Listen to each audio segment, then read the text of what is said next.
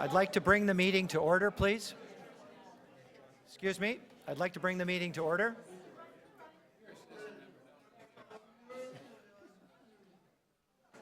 Guys at ACAT have to settle down. I don't do that. Order, please. I'll just increase the volume. I'm calling the meeting to order today. Welcome, ladies and gentlemen. Chair Cole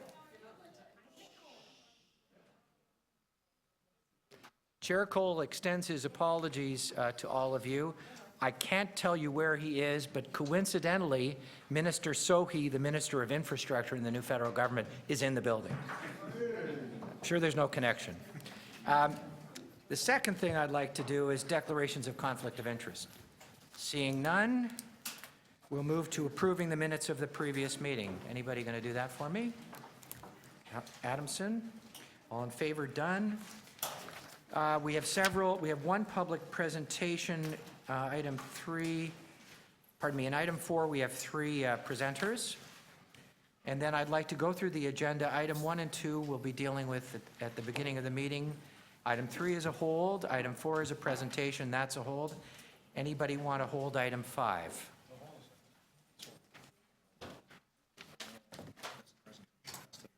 Oh, it has to be held.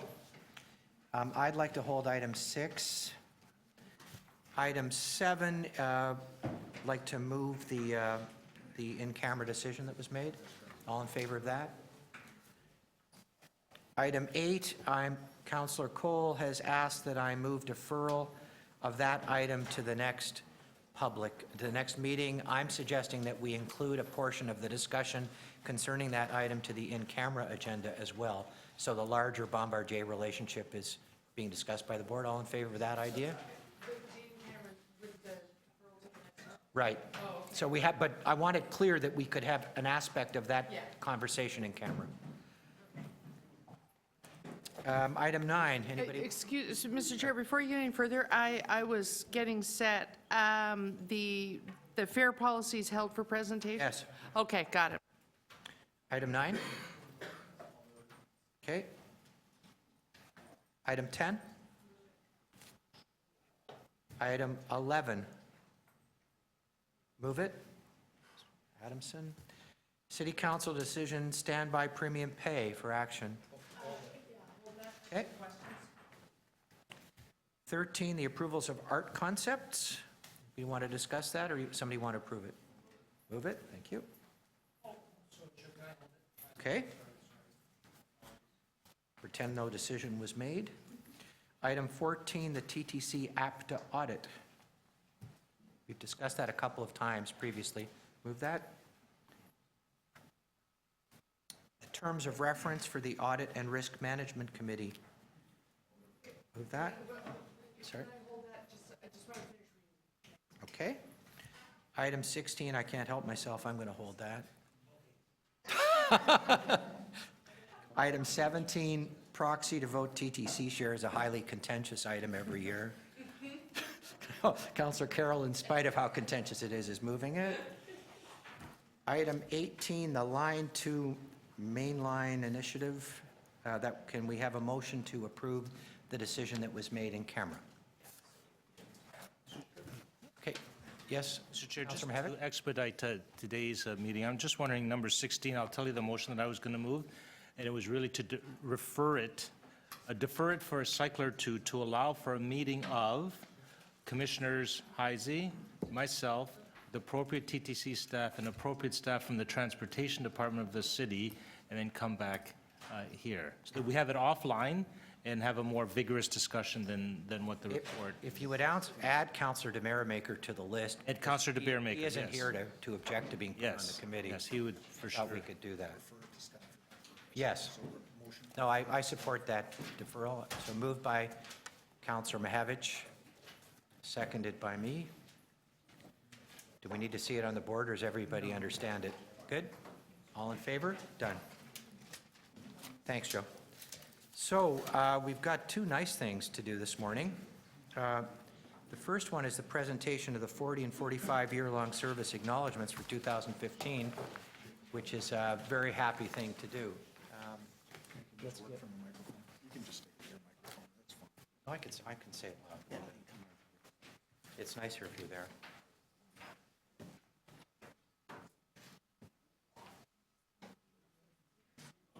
Oh, I see. Okay. Yeah, so we have a sort of an amazing collective accomplishment. The ladies and gentlemen who are about to come up before you have 775 years of service.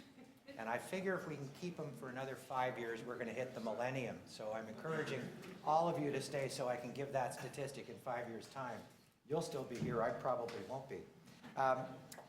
It's wonderful to have 16 employees who've achieved 40 years of service with any organization, and is particularly happy at the TTC. And even more remarkable is that we have 3 employees who've served for 45 years. These are huge career milestones and life milestones.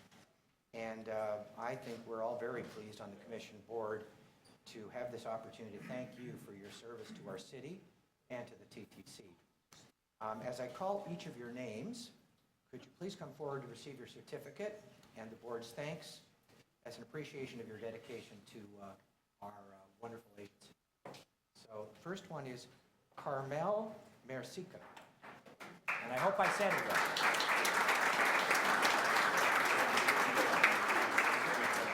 So Carmel is a mechanic service person with the Eglinton Garage. Yes, And he was there almost from New Year's Day in 1975. that's right, yeah.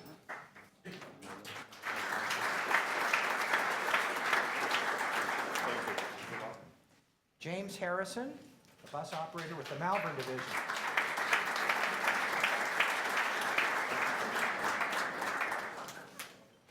Hi. And James has been with the TTC since February 17 of 1975. Sorry. Yes, sorry about that.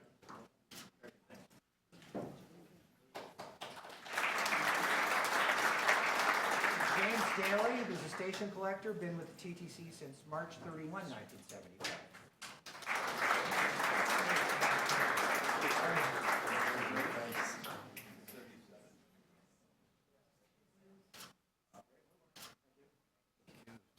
You're welcome. Stanley Rossell, who's a bus operator with the Eglinton Division.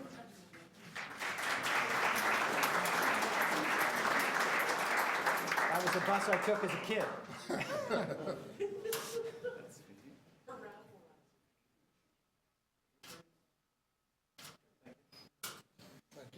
Great. John Keeling, lead head and radio technician. June 1975.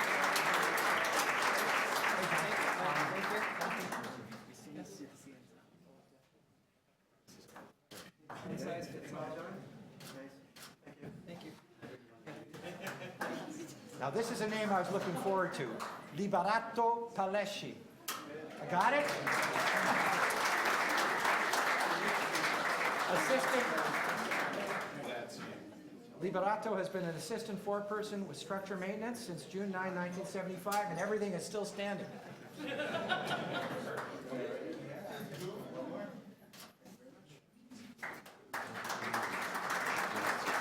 Rosa Lombardi.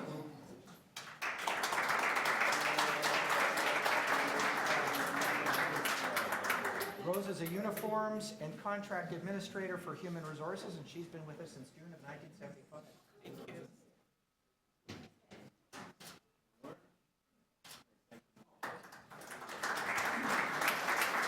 Brian Robinson, escalator mechanic. June 1975. Hey, Brian. Yes, sir.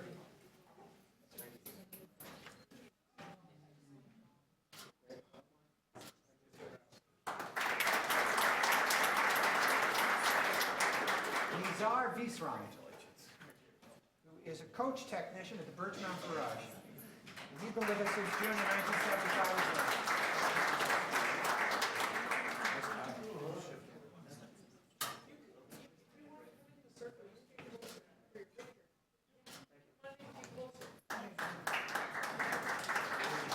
Fred Latibo dealer.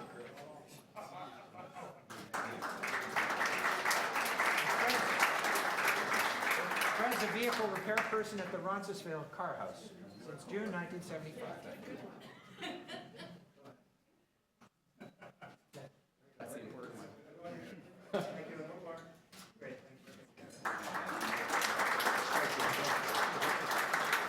Transferred Roberts.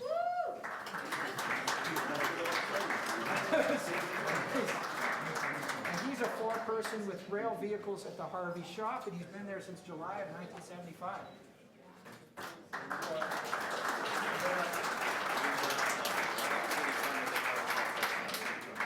Salvatore Zanito, vehicle repair person, Harvey shop.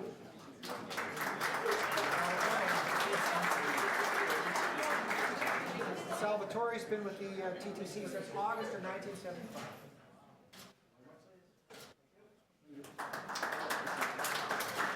Philip Donahue, assistant manager, station operations, since August of 1975. Thank you.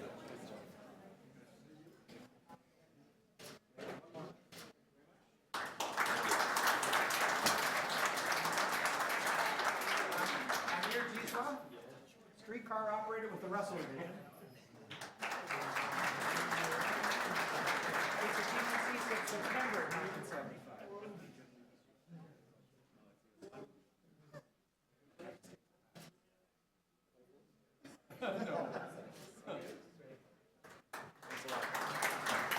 Danny Neal, route supervisor, Eglinton Division. October 1975.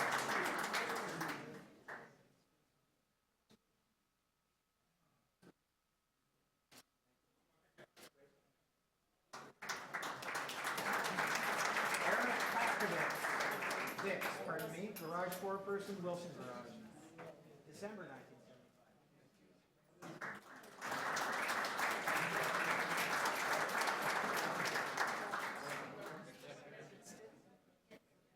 Look over there.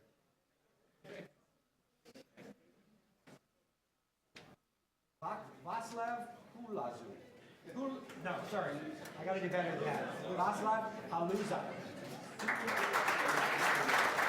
Retired as a senior system analyst in IT services, April 1970. And by the way, we're on 45 years.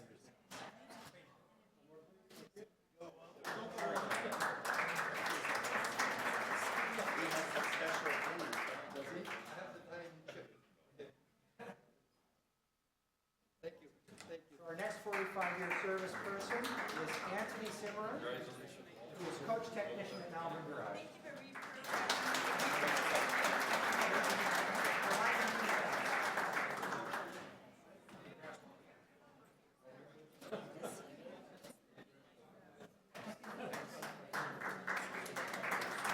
Ronald Adler, station collector,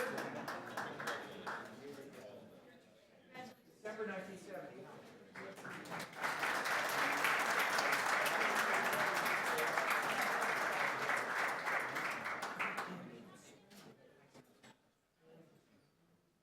So I'd like to also acknowledge the following 40-year recipients who can't attend today. Rose Carnaccia, Administrative Coordinator, Chief Operating Officer from January 1975. Albert Nywenning, Bus Operator, Wilson Division, 1975. Douglas Cummings, Lead Hand Overhead, 1975. Susan Sartor, Manager, Inventory Management, Material and Procurement, 1975. Johan Pires, Rail Vehicles Analyzer, Roncesvalles Car House, 1975. And David Grant, Instructor, Training and Development, 1975. Let's have a round of applause for them.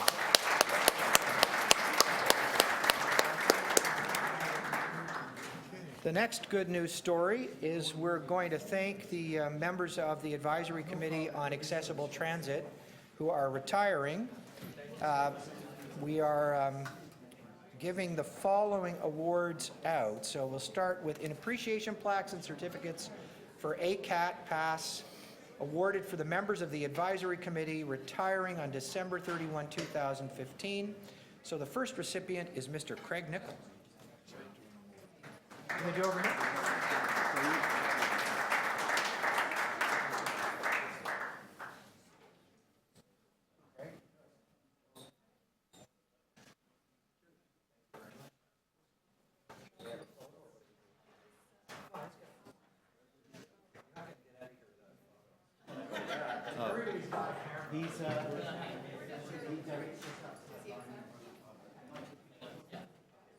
So why don't we do the five of us? Well, we can do it individually, and why don't we hand them out? Mr. Tim Rose, who's not here. Thank you, Tim. Mr. Sam Savona. Hey, Sam.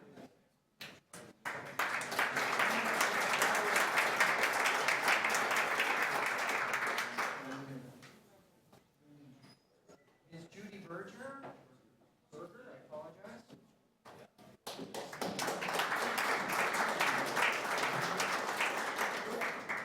And Mr. Raymond Del Eva.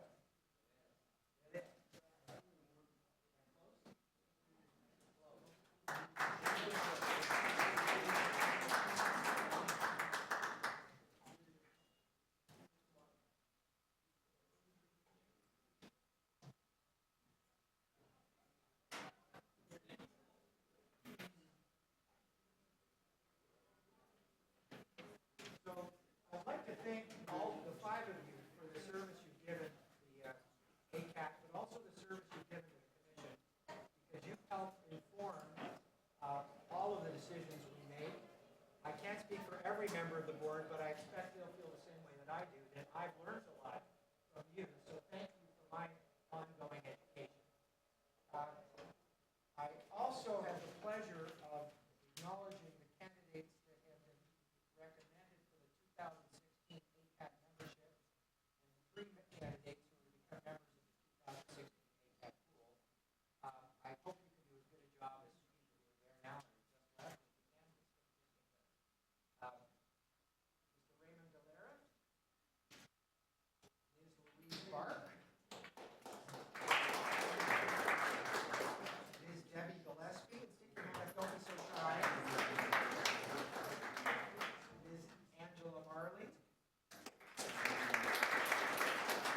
And Ms. Lynn McCormick. How are you? And in the pool members, Ms. Sarah Adams. Ms. Anita Dressler. And Ms. Lori Sue Robertson. So thanks again to everybody. Now, we done phones? Yeah,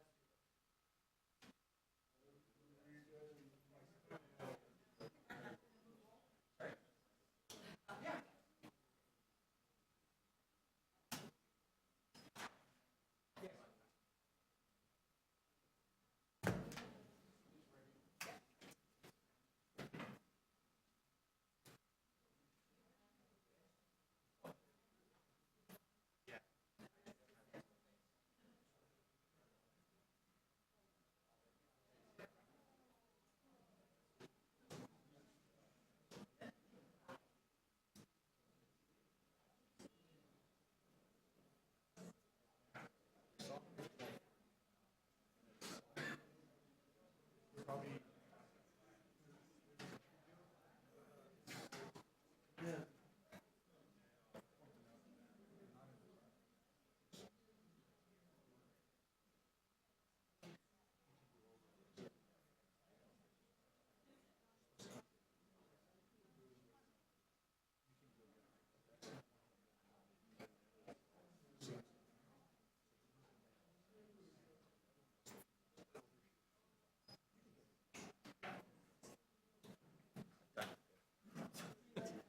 that's good. Yeah. Yes. So he wants me to hold that for 5 minutes. So why don't we do the presentation on fair policy? Mr. Chair, before you return to the agenda, one of the items I held, I can release, because during all that presentation, I was able to have my offline chat with Mr. Roach, so I can release it now so that those staff aren't trapped here. Item number 12 on the standby premium pay. You got your answer? Yeah, I can release that item, and I think it was just here for, oh no, it does have some recommendations, yeah. Receive plus a forwarding recommendation, and I can release it and adopt those. I wanted to ask a question, I wanted to make sure that there was a frequent review of the business case for doing these things by standby versus should there be an on-call department, that sort of thing. And it is rigorously done annually, so I'm satisfied to release that item. Okay, so moved by Councillor Carroll. All in favor? Do the Presto presentation before the policy presentation. It makes more sense. Okay. Yeah, sure. Okay, so we're going to move on to the Chief Executive Officer's report. Over to you, Andy. Thank you very much. Thank you, Mr. Chair. So I'll make a few comments, and then we do have a presentation which my colleague and Chief Service Officer Rick Leary is going to give you, and he will be on momentarily. There were just a few things that I wanted to highlight from the CEO's report, and obviously then I'll be happy to take questions. First up, just an apology. There is a typo on page 6, top of page 6, where I inadvertently said that the first new streetcar ran out of Leslie Barnes on Sunday, 22nd of December. It was, of course, November. So that was that. But just some highlights, really. First up, just to flag that as from next month, and it's an iterative process, so we'll develop it and refine it over next year, you will see new key performance indicators. The ones that we've got, I think, have served us well, but they were never the finished article, and we want to revamp the report. So you'll see that new look report from next month, and it will be, as the commentary says, it's partly in response to what you guys have asked for, but it's also because we're trying to give you, provide more meaningful KPIs that truly reflect the customer's experience, and more of that when we get on to Rick. So that's coming up. A couple of other pieces of news. As you know, we went live with POP, Proof of Payment, All-Door Boarding, All Day, All Routes on Monday, so that went pretty well. We continue to refine that and make sure that that, plus a whole raft of other initiatives, are keeping the streetcar service moving. On item 3, now, this is less good news. This is around delivery of the new streetcars and Bombardier. It's a shame, actually, the Chair's not here to hear this, although I have briefed him. So we currently have 12 of the new streetcars in service. The 13th is on property, and it arrived in Toronto about, I'd say, 5 days ago. It actually arrived without snags, which is a good thing, because we've been hammering Bombardier to say they've got to be, they need to arrive with as few, by snags, I mean as few defects as possible, so that we can then allow the streetcar to go forward for the 600 kilometres trouble-free running. So it's good that it turned up without defects. Having said that, I think Bombardier focused on aesthetics, because at face value it didn't have any defects, but when we went to check some of the torquing on some of the critical parts of the assembly, we found that the torquing had not been done to the appropriate level. So it's not yet in service. We are fixing it. We shouldn't have to fix it, but that's car number, or that will form vehicle number 13. So that will be 13. Remember, they promised 16. The 14th vehicle is currently being finished off up in Thunder Bay. We expect to get that into Toronto and FAC'd as long as it turns up in reasonable order before the end of the year. But you can kind of see where I'm going with this in what I would describe as a robust meeting that I had last week with the CEO of Bombardier. Surprise, surprise, Bombardier have announced that, and I offered them the chance to make this announcement. They declined, so I said you'll have to live then with what I say at the board. They have now come clean and said they cannot now meet that end-of-year target of 16. They've uncovered further problems at not La Pocatière, at Segun in Mexico. That has caused a further delay. So the best they can now say is 14 vehicles in service by the end of the year. They still say they may be able to have more than that in the city, but that's irrelevant, and I've reminded them that the deal was 16 in service, not 16 on property, 16 in service. So the best we can hope for is 14. We'll certainly have 13, because the one we've got, I think we've pretty much fixed. As long as it gets through the defect-free running, then we'll have it in service. The 14th, we'll see when it turns up. And it was a pretty robust meeting. I conveyed to them my disgust, actually, that they failed to reach another committed target, contractual target. On a more positive note, the paper, as you can see, the CEO's report, you can see that performance remains generally strong. The subway is performing well, notwithstanding yesterday's problems. We've had generally strong performance, although ridership still remains a real challenge. and we are putting huge amounts of effort into service reliability.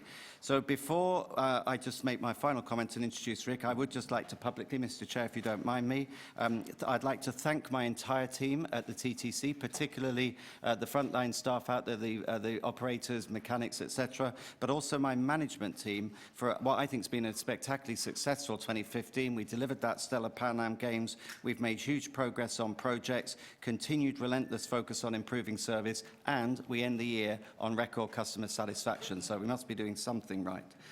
With that said, we briefed you in recent weeks on subway and the actions that we're taking to make the subway more reliable, which, if you look at the performance trends in the report, is now a demonstrable upward trend. Equally important is, of course, surface transit. I brought Rick on a year and a half ago and said to him, if you do nothing else, I want you to fix bunching, gapping, consequential short-turning. That's what he's been up to. I'd like now to throw to Rick to take you through a presentation on surface transit, and after that, obviously, be very glad to take your questions. I would just like to ask the board, do you want to deal with questions of Andy first, or wait until Rick's finished his presentation and roll it all together? You'd like to deal with Rick, Rick first? Yeah, I think that's better. Right. Okay, please. Any Thank other? you, Mr. Chair. I'm just wondering with the Bombardier, I know we talked a lot about penalties and various models. Are you applying some penalties for the delay of the 2 that should have led us to 16?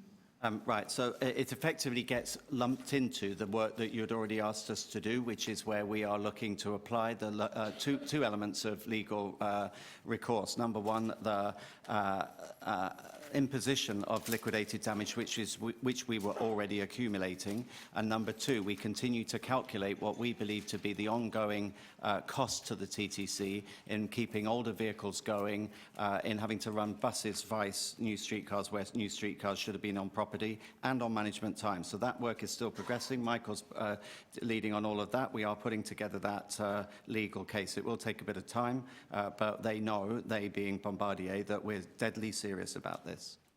Just a follow-up, in terms of future then, and I know you've done a great job in trying to get this on track, but in your professional opinion, do you think this is yet another symptom of more poor performance to come, or do you think this is a more isolated kind of lack of delivery?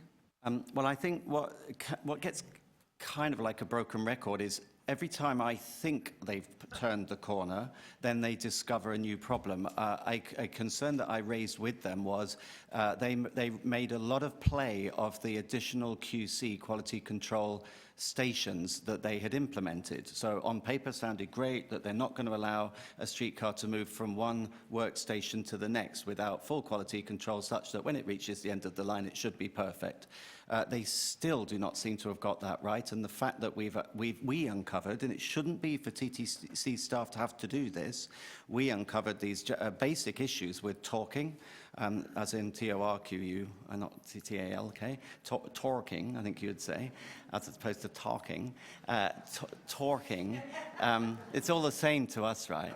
Torquing basic joints, which is fairly fundamental, makes me conclude they still have not yet got the attention right. I don't think it's lack of effort on their part. You know, I think I sense a real frustration on the part of their CEO, which normally manifests itself in someone being removed, but they have had to come clean with us. We suspected this a while ago, that they wouldn't hit 16, and sure enough, last week they admitted that that was the case. The only reason for the delay in letting you know was I wanted to be certain, and my team have assured me on this point, that we were not being pedantic in holding off on acceptance for what you might call aesthetic reasons, because I'd never do that, right? If a new streetcar turns up and it's got, I don't know, slightly misaligned panels or scratches, we're not going to reject it. We'd have them sorted out later. These are still fundamental issues, so they still are not there.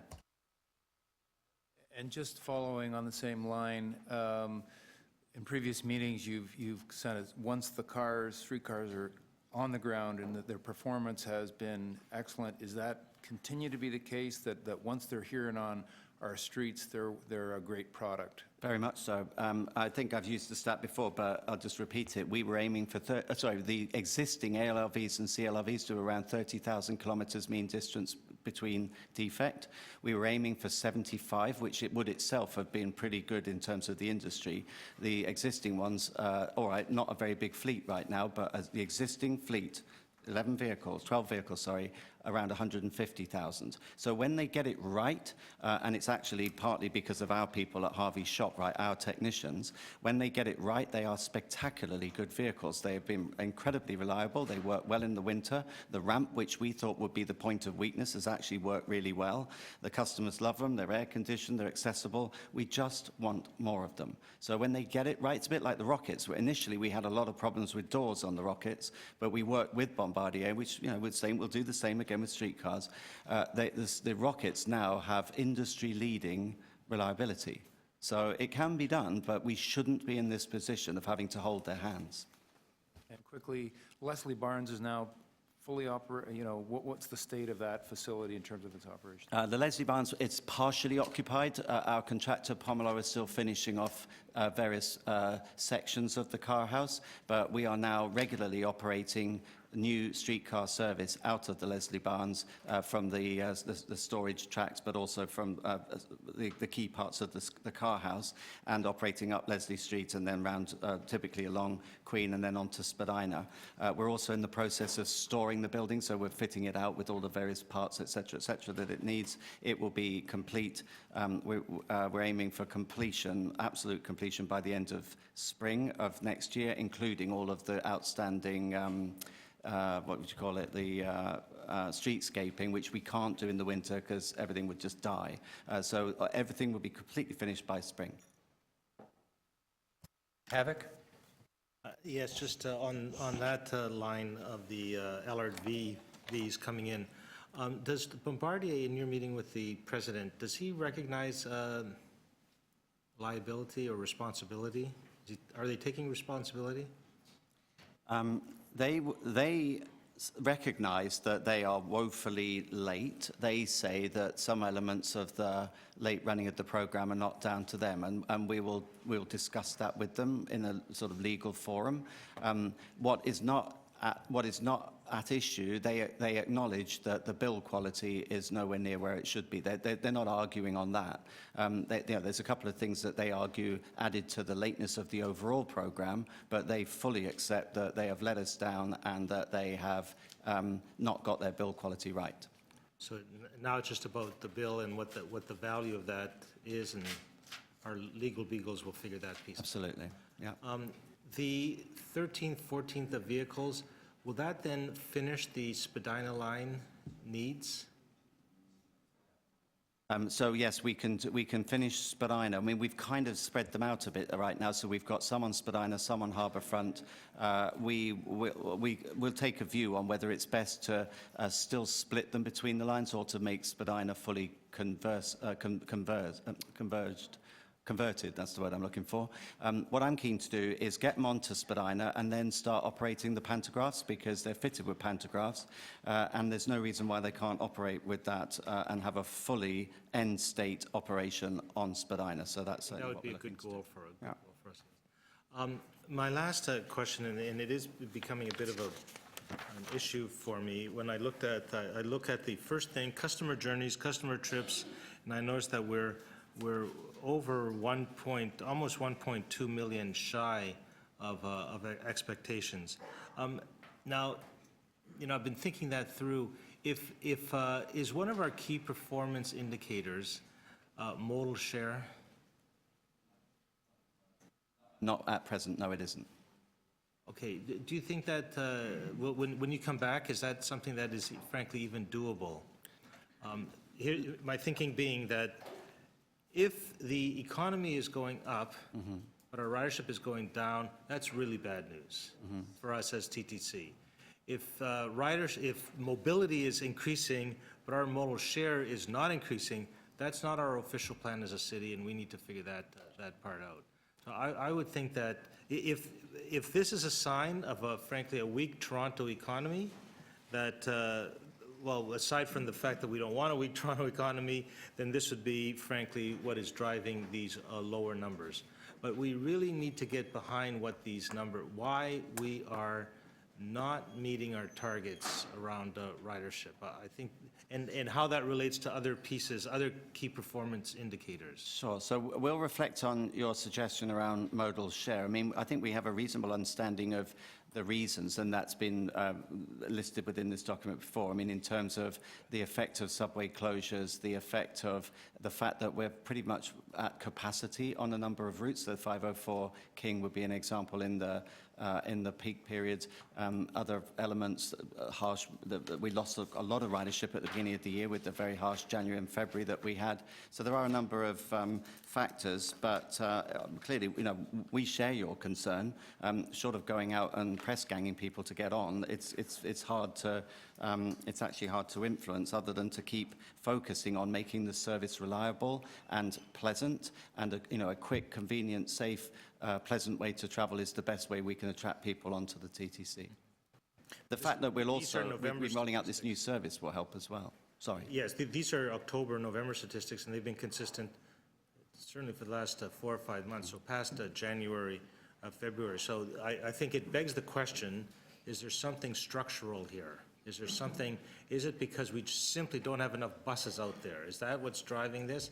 Or is it something in the economy, or is it the closures alone? I think it's a number of factors, but I think certainly the fact that we are pretty much at capacity in terms of putting out as many streetcars as we can, as many buses as we can. If we had extras, then we'd put them out, and that would mean that you could carry more people. We are, as you know, buying more buses, 50 more buses for the express services, and bringing in bigger vehicles in order to add capacity. So I think, though, if you do find that you cannot get on, then you're not going to keep trying. Yeah, well, yes, maybe that's it. So I'm hoping for, at some point, I don't want to make a big speech on it, just a deeper dive into that number. Councillor Crescenty. Thank you, Mr. Chair. So I just heard earlier that the 13th vehicle has arrived. Is it operational? No, it's on property, and it is about to, if it hasn't already started, it's about to start its 600-kilometre test running. It has to run 600 kilometres with no defects. So as soon as it gets a defect, even if it's on 598, unlucky, it has to start again. It must run 600K, and it's in that process at the moment. So from the time that it Starts today. There you go, starts today. Thank you, Gary. So from the time that it lands in our yard, how long does it take to have it picking up passengers? That varies. It depends on, one, what state it turns up in, and i.e. how many defects have to be fixed. Two, how long the 600K test run takes, because if you have to keep restarting it, then that's going to expand. But I'll throw to Gary, who I think has sort of an average, maybe? Yeah, right now. Yeah. Right now, we're running about 9 days for the vehicles that are coming in without any defects. This one came in without any defects. If it goes as the way the last one went, we'll probably be able to put this one into service on the 23rd. 23rd. Yeah, unless something comes up that we're not. So the 14th vehicle won't be operational until maybe sometime in the new year. I think it's unlikely. At best. Gary, what's your view? Yeah, the Assuming 14th, it gets here on time. if this one coming down, the 14th vehicle's coming down with a number of defects. If they can get them fixed quickly, we'll be able to get it completed by, their date is December the 30th. It's hit and miss. Touch and go. Yeah. Got it. All right, thank you. Councillor Campbell. Thank you. You show customer journeys are down 10 million, and the narrative that it was due to last February and March has been sort of consistent, but on a monthly basis, a month-to-month basis, there's still leakage. It seems like every month there's leakage of riders. Now, either it could be real leakage, or it could be a problem with the assumptions of counting the ridership, because there's a lot of educated guesswork that goes into measuring ridership. Is that not correct? I mean, it will certainly be much better, much more scientific when we have both automatic passenger counters on all of our vehicles, which we don't yet have, and when we have Presto, which will give us a rich mine of data in order that, because you'll know how many tap-ons there were. So for me, a more revealing measure would be if you were to show month-over-month revenues. So we know that revenues are also down. Where would I see that? Revenues are down 30 million. It would be more illustrative of the performance if we were to show month-to-month revenues compared to the year prior. rather than passenger journeys. I think it's more accurate. It's more accurate, really, what's happening. Okay, well, I mean, unless anyone wants to comment on that, we will reflect on that. Chris, did you have a view? Or, I mean, I don't need to see it every month unless you want to add it in, but it's not, I think it would be, if we saw it quarterly, it's something that would be, I think, fairly easy to, to work through. All right, so maybe we'll take that away. I think that's a good suggestion. And as we revamp the CEO's report to be more aligned with what you want, that's a good suggestion. Now, it looks like as of the end of October, you're showing a $3 million surplus, which on, $1.8 billion isn't really very much. Are you forecast, I'm reading that correctly, right? And It's that net between the lost revenue Right. and the underspend on cost. Right, okay. So we're a little bit ahead of the game. Do you have a forecast for the end of the year on where we might be? Not yet, other than, Mike, did you want to comment? I mean, my understanding is not yet, but in certainty, other than right now, we think 3 million is probably about where we'll be, Mike? Yeah, I think that's correct. Our current forecast is a $3 million surplus. There's lots of year to go from an There's 2 accounting months to go. perspective. Yes, from an accounting Nice if we perspective. could like triple that surplus somehow. Yeah. Maybe really hold the line on expenses or something for the next. I'd like to say we are, actually. We have had a real focus on cost, and that's not just in this year. Right. I mean, don't forget that, and I suspect other agencies haven't done this, we have, this is the second budget in a row we're going into where, on my direction, we will have an overtime freeze, which is a cut in real terms. So in terms of the way it's reported, this is the end of December, practically. We're getting the end of October numbers. Is it feasible, or would it be a feasible ask for you to produce the numbers more quickly so that we have the immediate month prior when we meet? I don't think it would be. I mean, we may be able to close it up a little bit, but the trouble is, invariably, you just don't have the figures. So all you would get would be provisional data. This is not unusual. Everywhere I've worked, you've worked a couple of periods in arrears to have definite figures, not provisionals. Okay, thank you. I have a couple of questions, and just to warn everybody, these are Uber hop questions. So the first question, so I just want you to know where it's going. So could somebody tell me what the optimal loading factor would be on the 501, 504 streetcars if we were running them as we would ideally want to? So it's obviously not 100%. Somebody give me an idea of a range? That might be a Mr. Leary question. What do other systems run loading factors? I'm not sure I understand the question, a loading factor. Well, percentage of seats empty, for example. So our loading standards are to have standees during the peak, so Right. people standing, and for everybody to get a seat during the off-peak. Okay, and That is consistent with transit systems around the world. what are we operating at as opposed to that standard? We are operating broadly at that standard. Oh. There would be suppressed demand during the peak because people can't get on to some of those Well, vehicles. so we can't accommodate the demand in the 501 and 504 streetcars with current equipment? We haven't added any new streetcars to that line in 10 years, either of those lines in 10 years. We've added some buses which have helped, and we've seen that ridership grow because of the buses. But I think it's with certainty that we can say that the extra capacity when we add it because of the new streetcars will be eaten up almost immediately. And if I might just add to that, don't forget that's one of the reasons, because we were exceeding the load standard, the ridership standard, that's one of the reasons why we made the case to add back service Right. in order that we could alleviate the overcrowding. So I guess my next question is, I think, Andy, you were quoted in the press as saying that we're studying Uber hop. Could you just tell us what you're studying and when you intend to report back to the Okay, so I might ask Michael to comment on this. We are, in a nutshell, we are studying what we understand to be Uber Hop's proposal against the very explicit terminology within the City of Toronto Act. Michael, anything you want to add to that? That's correct. So the City of Toronto Act provides a provision for the jurisdiction of the TTC and then makes it an offense if you Okay. violate that exclusive jurisdiction, but there are exceptions to that rule. Okay, is that it? Okay, sorry. Yeah, why don't you tell us what they are? Buses, et cetera. Go for it, Michael. So the exceptions as listed are rickshaws, pedicabs, taxi cabs, railway companies, vehicles used for providing sightseeing tours, vehicles exclusively chartered to a transit group for a group fee, buses owned and operated by a school board or for private school, and for buses owned or operated by a corporation solely for its own purpose without charging a transportation fee. Okay. Any other questions? Okay, we can move to comments, or comments, thoughts about what's been said? You said you had a comment, and I'm giving you a chance. I thought you were going to wait till the end of the item, but we'll thought it just was make over. Rick wait.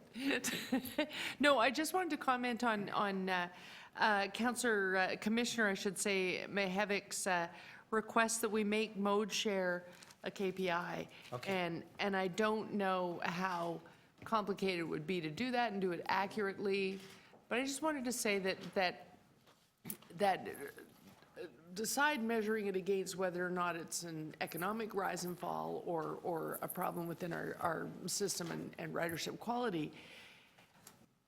The one point that he touched on, that it is the city's policy under which we are planning and building this city, is compelling to me, and it makes me think of last week, Gregor Robertson standing on the great big COP21 stage saying, I'm Vancouver, and most of you in the world have not heard of me, but in Vancouver, our mode share is 55%. That's a big deal. That right away made everyone in the world have a picture of what that city is. I don't know if it's true. You might even take issue with the number, but mode share was the first and defining factor that he threw out to environmentally and so many other ways give people a picture of what a city is and what a system is. And we did used to speak in those terms.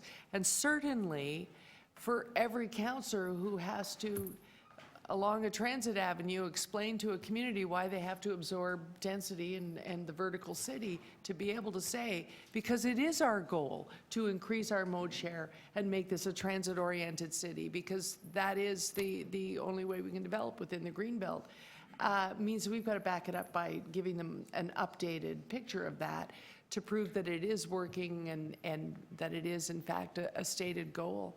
So to add it to the KPI, I heartily support.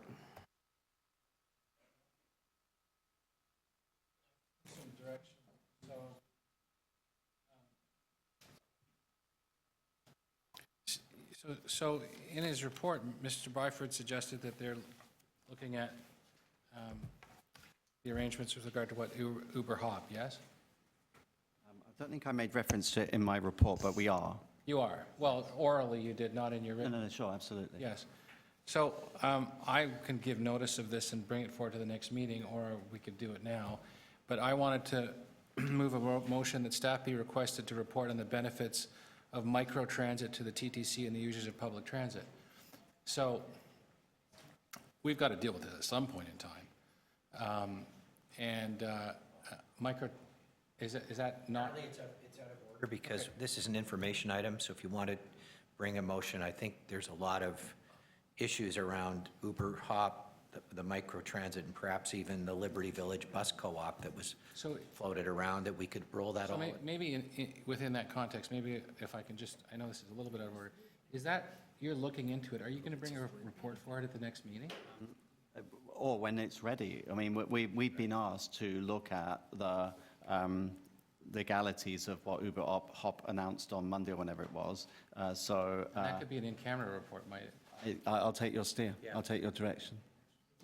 I'll take your direction on it. We're putting together our analysis. Well, you know what, why don't so I don't want to be, the last thing I want to be is out of order, so.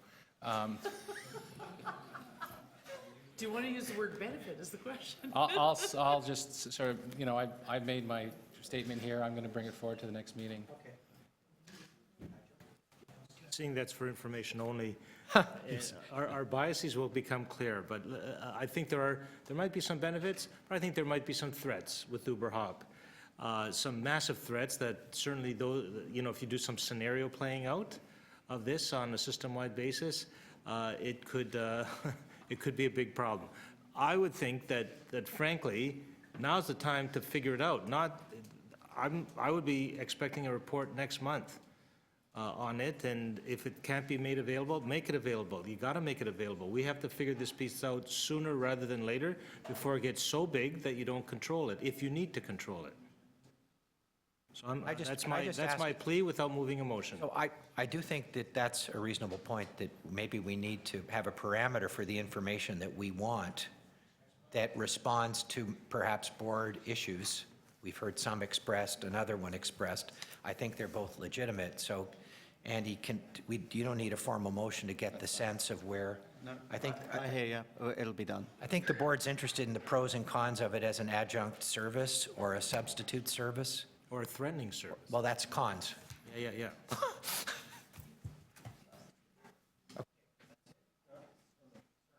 Councillor Campbell? Thank you. So, Andy, you've talked a lot about changing the corporate culture at the TTC. One thing that we saw here earlier today was the recognition of employees that have had 40 and 45 years. And I just would like to say that I think it's a very admirable aspect of the TTC culture that people are enabled to stay so long with a company. In this increasingly competitive global environment, corporations don't usually do that. They don't usually allow that to happen. And so I just would like to, make that point, and I think it's there's a lot of age and wisdom among that group and among many of your senior employees that I think probably produce a net benefit to the TTC. May I just respond to that? I really appreciate you acknowledging that. I happened to go to Harvey's shop yesterday. We had a very short breakfast kind of ceremony, and also we did what's called Meet the Exec the other day. Once a month, my exec and I walk about somewhere on the property. We go there to show appreciation for what the staff do and to learn more about what they do and to answer their questions. And it was quite humbling, actually, to go to Harvey's shop and see these people who have given their lives to transit and who continue to come up with the most imaginative ways to fix things that are no longer made, using ancient equipment, which belongs in a museum, to be honest, and to... No, and to find ways of saving money rather than send things out to be done at a sort of exorbitant price. It is really quite humbling, and I do think that's one of the strengths of the TTC, actually. You're right, in a 14,000 strong organisation, you're always going to get the odd rotten apple, but they're in the minority. Most people actually really want to do a good job. Thank you for noticing that. Mr. Leary, I think you're on. You, Mr. Chair, thank you. Good afternoon, everyone. This presentation is really a follow-up from the one that I gave in March when I spoke about a system approach to providing quality transit service. The variables I mentioned at the time were well-maintained vehicles, schedules that were achievable, and staff that understood the importance of operating vehicles to road conditions. The current KPI in the CEO's report for both bus and streetcar measures mid-route performance, that being the percentage of vehicles that are plus or minus 3 minutes of headway. It actually excludes the end of the lines. This was actually a common practice that I was very familiar with up through the mid-90s. We used to call it throughput counts. It was the percentage of vehicles that went through an area compared to what was scheduled. Andy mentioned a conversation that we had 18 months ago, and I remember that clearly because coming away from that, the question that was posed in my head when we were looking at the 65 and 70% punctuality was where are the other 30 to 35% of the vehicles? What quickly became apparent in the review is that short turns became a tool or a regular practice based on the existing means of measuring mid-route. When I was talking to staff, I had a lot of conversations about the different modes of transportation. I talked about how the airline industry advertises when planes leave the terminal, or the ferry boat service advertises when they leave the dock, or the motor coach and passenger rail advertise when the vehicles leave the station. So we, too, have begun recording service from the end of the line. The new measure, we now can account for a greater portion of our fleet with greater accuracy. Between 90 and 95% of our vehicles should be leaving the end station on time. And on time now means within 1 minute of being early and 5 minutes late to the schedule. We've also begun to identify arrival times, and we've set targets for ourselves at 60 and 80%, depending on whether or not we're operating on a designated right-of-way like St. Clair. The intent now is not to ask customers to get off a perfectly fine vehicle in minus 20-degree temperatures so that the bus or streetcar can go in the opposite direction. We're working to run end-to-end. The new KPIs will actually reflect the customer's experience. If it leaves on time, the greater likelihood we're going to pick people up along the line on time. Missed trips will also be introduced here, that being the number of trips scheduled from the end of the line that doesn't leave within 20 minutes of schedule. Because if it doesn't leave within 20 minutes of schedule, it's now affecting its return trip. And again, short turns, eventually they'll become an anomaly, not a practice. The next few slides will demonstrate some of the successes we've had in modifying schedules and working with frontline staff. In June of this year, we changed the schedules on the 505 Dundas streetcar line, and as you can see, 30 to 40% increase in reliability of vehicles leaving the end as identified in the schedule. As for arrivals, what I would tell you is we're really more concerned about what comes in early and what comes in late, so we can make the adjustments to schedules, so improvements will occur in the future. As for short turns, we went from hundreds per week to, in some cases, a single digit. And previously, 15 to 20% of trips scheduled from the end of the lines were considered missed. In post-schedule adjustments, it's single digits. I'm not going to go into detail on the next few slides, but it allows you to see the impact on service adjustments that we've made. So we have St. Clair to be first, then I show a little of East Mall, King, as well as Carlton. We're currently working on the 501 Queen streetcar line, and as you can see, we do have a little bit of work to do. I'll just mention that in the third column, the hundreds of short turns that have been taking place every week. We currently have two branches of the Queen line, the Long Branch and the Humber. As a means of reducing short turns, we placed 10 buses on the 501 beginning on November 22nd, specifically to be filled in or inserted in gaps where previously we were short-turning vehicles. Beginning on January 3rd, we've changed our schedules and realigned the service. We're actually splitting the service into two routes. Councillor Grimes reminded me that when this was posed to him, that the new service actually reflects service that was there prior to 1995. The next slide identifies what we anticipate the results of our changes or our improvements to be on Queen, and you'll see it'll be the greatest portion of our service provided as advertised. I have one more slide that I just want to show you, and it was the original pilot route, the 29 Dufferin. And what we did is we placed extra buses on the line, we call them runners-directed buses, and we used them to fill in the gaps and reduce short turns. We were able to determine what the actual travel times were end-to-end, and we rewrote the schedules. And we also did this by placing supervisors at key points along the line. As a means of validating the changes we made to service, we also looked at our calls into our customer service center. And as you can see them up here on the screen, they're pretty significant reductions. The number of complaints to our call center went down in the 10 months following our changes in comparison to the same time frame a year before. Now, the next two charts will begin appearing in the CEO's report beginning in January. First, you can see for bus, a comparison in short turns between 2014 and 2015. And as you can see, we're making an impact in reducing the short turns. Now, this is the one that really makes the statement, and that's the streetcar short turns, 2014 versus 2015. I should note that what I've put up on for these two charts are Monday through Friday, all service hours. What will be going in the CEO's report will be a 7-day-a-week, all service hours.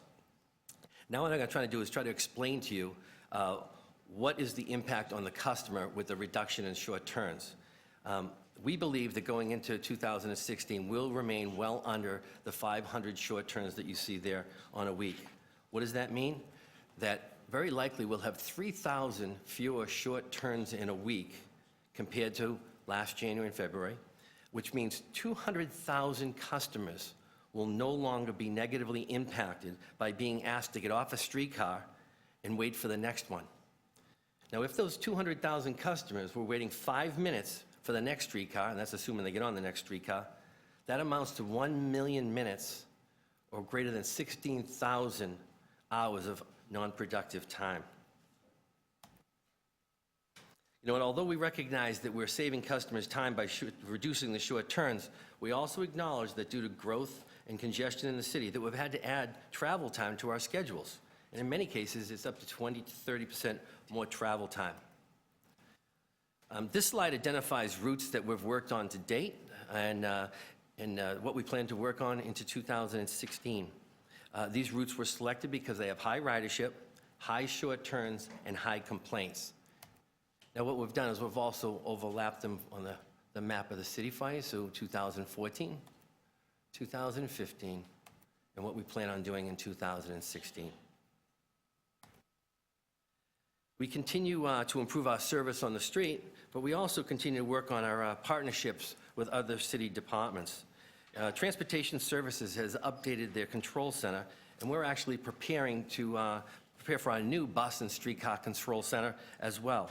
We'll be sharing information with Transportation Services. We'll have exception reporting based on the movement of our 1,500 buses, and we'll have their CCTV video feeds so we can watch what's going on in the field.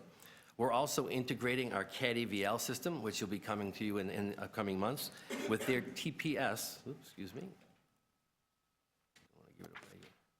with their traffic signal priority system to help and continue to help to move the improvement of our vehicles throughout the city. You know, one of the questions that posed to me very often is, why do schedules matter? And so I'll put this up for you. You know, it allows us to provide what we advertise, and it really is about reputation. In the first quarter of 2016, and we haven't narrowed it down to the months, so I apologize, we'll be replacing the punctuality charts in the CEO's report with a new on-time performance chart. And here's what we have as a snapshot to date. This was the board period between October 11th and October 21st of this year.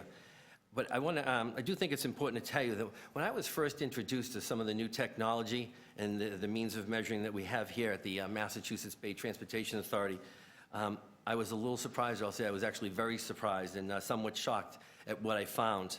I came here from York Region, and when we started using that information, I was much less surprised at what I found, although I'll tell you staff were a little surprised. So if someone was going to ask me, am I surprised what I see here, that 60% of the buses are departing on time or 34% of the streetcars, I'm not really surprised. It's the utilization of technology that helps advance our service. And what I've been continuing to tell staff is, you may not know what you don't know at the time, but once you have it, it's just time to fix it. And with that, that concludes my presentation. If there's any questions. Questions? That's lots. Councillor Mahevik and then Ms. Adamson. Thank you very much. I received a kind of version of this in my office, and I've been thinking about it ever since. Exactly what you do to make it more reliable. If I'm understanding you right, before you used to measure on time, there really wasn't much of a measurement of on-time performance. What you've done now is the following. You've said, mark the beginning of the route and the end of the route, which is the beginning of the next route.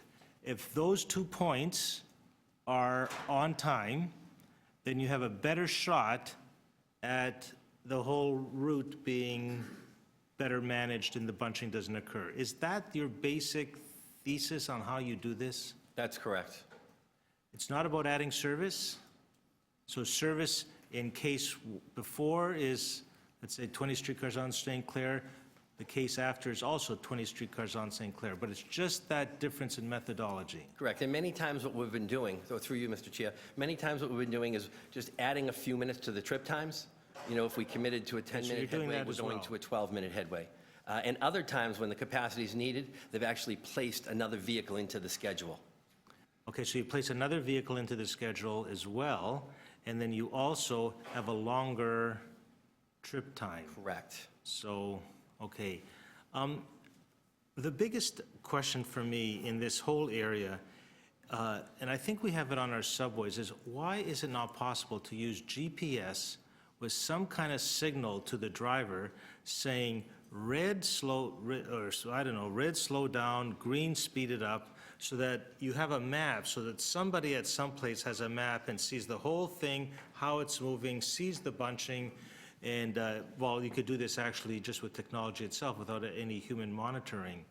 Why aren't we doing something, why isn't the system doing something like that? Okay, so what we're using, again for you, Mr. Chair, what we're using is 1970s technology that was installed in the early 80s. So we're attempting to do that today with the technology we have. Next month, or I believe it's next month, there'll be a report coming to the board for approval to purchase that exact technology, the CAD AVL system that we're so excited to get. And that, It'll do just that. It'll actually have routing of maps in front of the operator. The plus or minus if they're ahead of a schedule or not, the key is to write schedules that are achievable so that the operators aren't, forced to speed or always feel like they're behind. Right? I mean, that's what we're trying to do, just tweak this. And the CAD AVL will actually help us write schedules in the future with the information it has from the movement of the vehicles. and it will allow the driver to know whether they should perhaps skip a stop to catch up so that the spacing will it allow us to do that? It'll allow a future dispatch to make much better decisions to permit that type of thing to happen. May I just add to that, if I may, because you may not have grasped the, I'm sure you did, but the significance of what was shown with that picture of the control center. Another thing that will really help is not with the aid of CAD AVL, which, by the way, we've been working on because we secured budget for it back in the 2014 budget. What we're aiming to do is where in our current transit control, you've been in the room where you've got that space upstairs.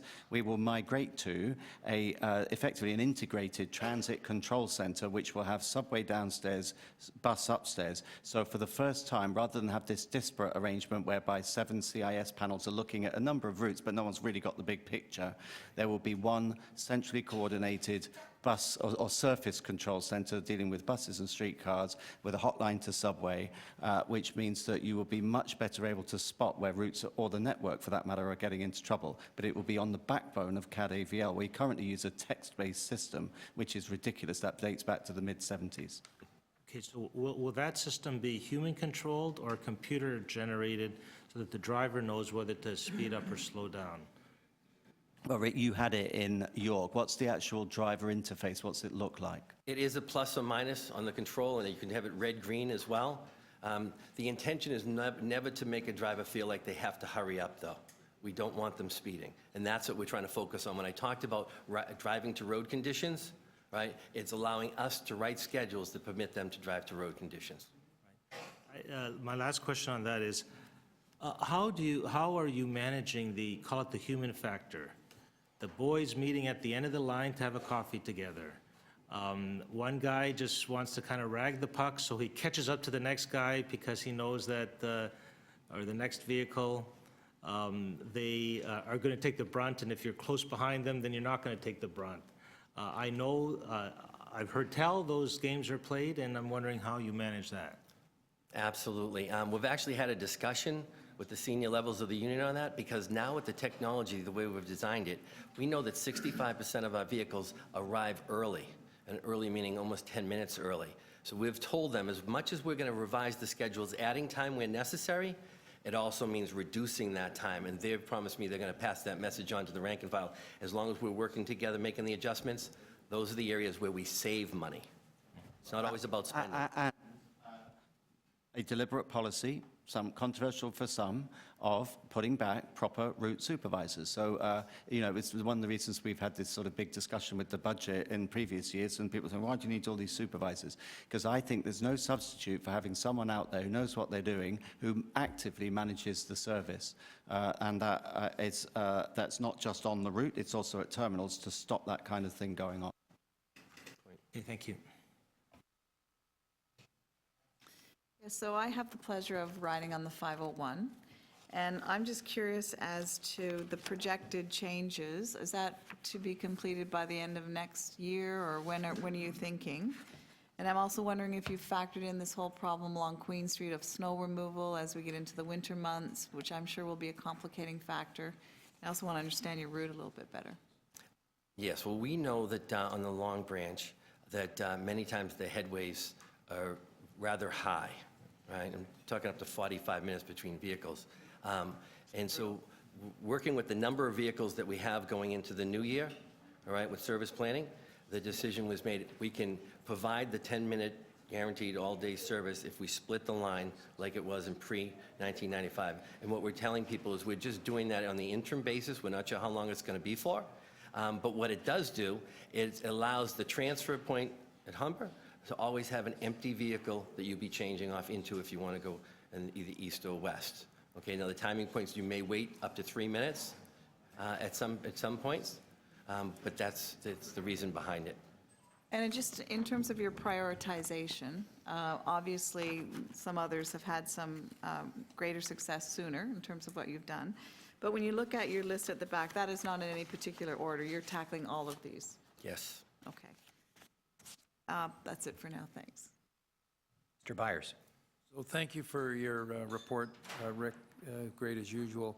I wanted to make sure I understood the on-time standard. So I think you said a vehicle will be on time if it was less than 1 minute early or more than 5 minutes late.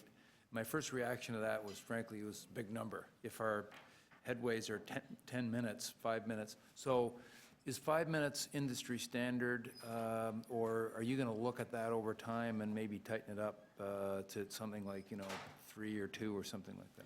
Okay, so it's the standard that I've used in my last 2 transit systems.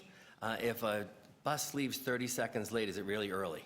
All right, if someone's going by their watch. The answer is no. And very often, we ask buses to hold 2 or 3 minutes because the bus that's making its connection may be a few minutes late. And so we can very much, I've actually worked, Steve Buckley from Transportation Services asked that same question. And so I asked staff to take a couple of looks at it. It actually changed the on-time performance by between 4 and 11 points.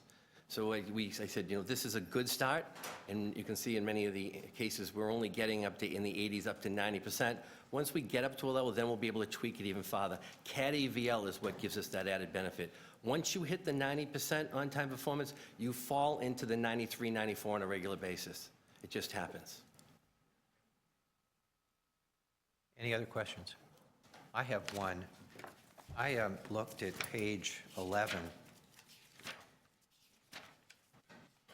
And do short turns result in missed trips? And are all short turns missed trips? That, I forgot to call that. Is that correct? That's correct. So they are kind of a function of each other. Correct. So when you look at page 11, just so I want to understand that I understand it, 70% of departures in 501 are not on time? That's correct. And 80% of arrivals are not on time? That's correct. So do you have any explanation as to how we could have gotten to that sorry state of affairs? So is it purely that we didn't implement technology? I'd say that's one of the issues. There's 2 things I've been thinking about. One of them is the lack of technology that many of us have had for the last 15 years, because you don't know what you don't know, and as soon as you find out, like I said when I gave the presentation, it's rather shocking, and then you say, okay, let's just fix it. The other part of it was having a criteria or a target for short turns. So it makes you believe that that's an acceptable practice. I see. And it just becomes part of the fabric of providing the service. So when I came in, I had a lot of discussions with people. I wasn't familiar with that type of target, and then it was just embraced right away. They started second guessing what we were doing. So the only thing I'd add to that, and some may not agree, but I'd argue it's a fact, worsening traffic conditions and increasingly unrealistic schedules, because if a schedule was written for a time when traffic congestion was less, then it may have worked at the time. It doesn't work now, which is why we're taking action to fix it.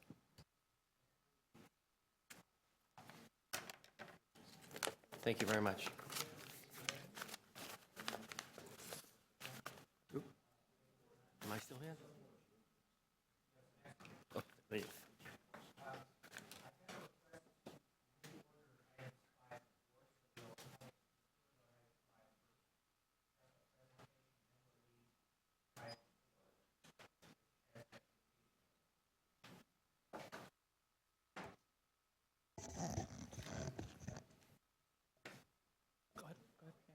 So I'll just do a brief introduction. So Bob Hughes is our head of the Presto system, the TTC fare card team. Because this is a relatively new board, we haven't backed this board with sort of a holistic picture of what Presto is and what it's going to do. Because the next report talks about the fare analysis piece, and so much of that is around Presto, we thought it was worthwhile to just bring an information piece to bring everybody up to speed on what Presto is, what it does, what our deal is with Presto and Metrolinx, to make sure that we're all starting from the same page. Over to you, Bob. I'll deal in the first slide, is what is Presto? And essentially, Presto is an electronic fare collection system that does use smart card technology. The objective of the system is to basically have transit customers to be able to use one payment card that they can use in any transit system throughout the GTA, Hamilton, and currently Ottawa as part of the Presto system. From a business and operational perspective, this will represent a complete overhaul and automation of our current TTC's fare collection system as we move away from tickets, tokens, and passes to sort of electronic fare media. And from a customer perspective, it certainly is going to revolutionize their experience on the system because it's going to make their fare payment and the loading of values and the acquisition of fares far easier than it is today.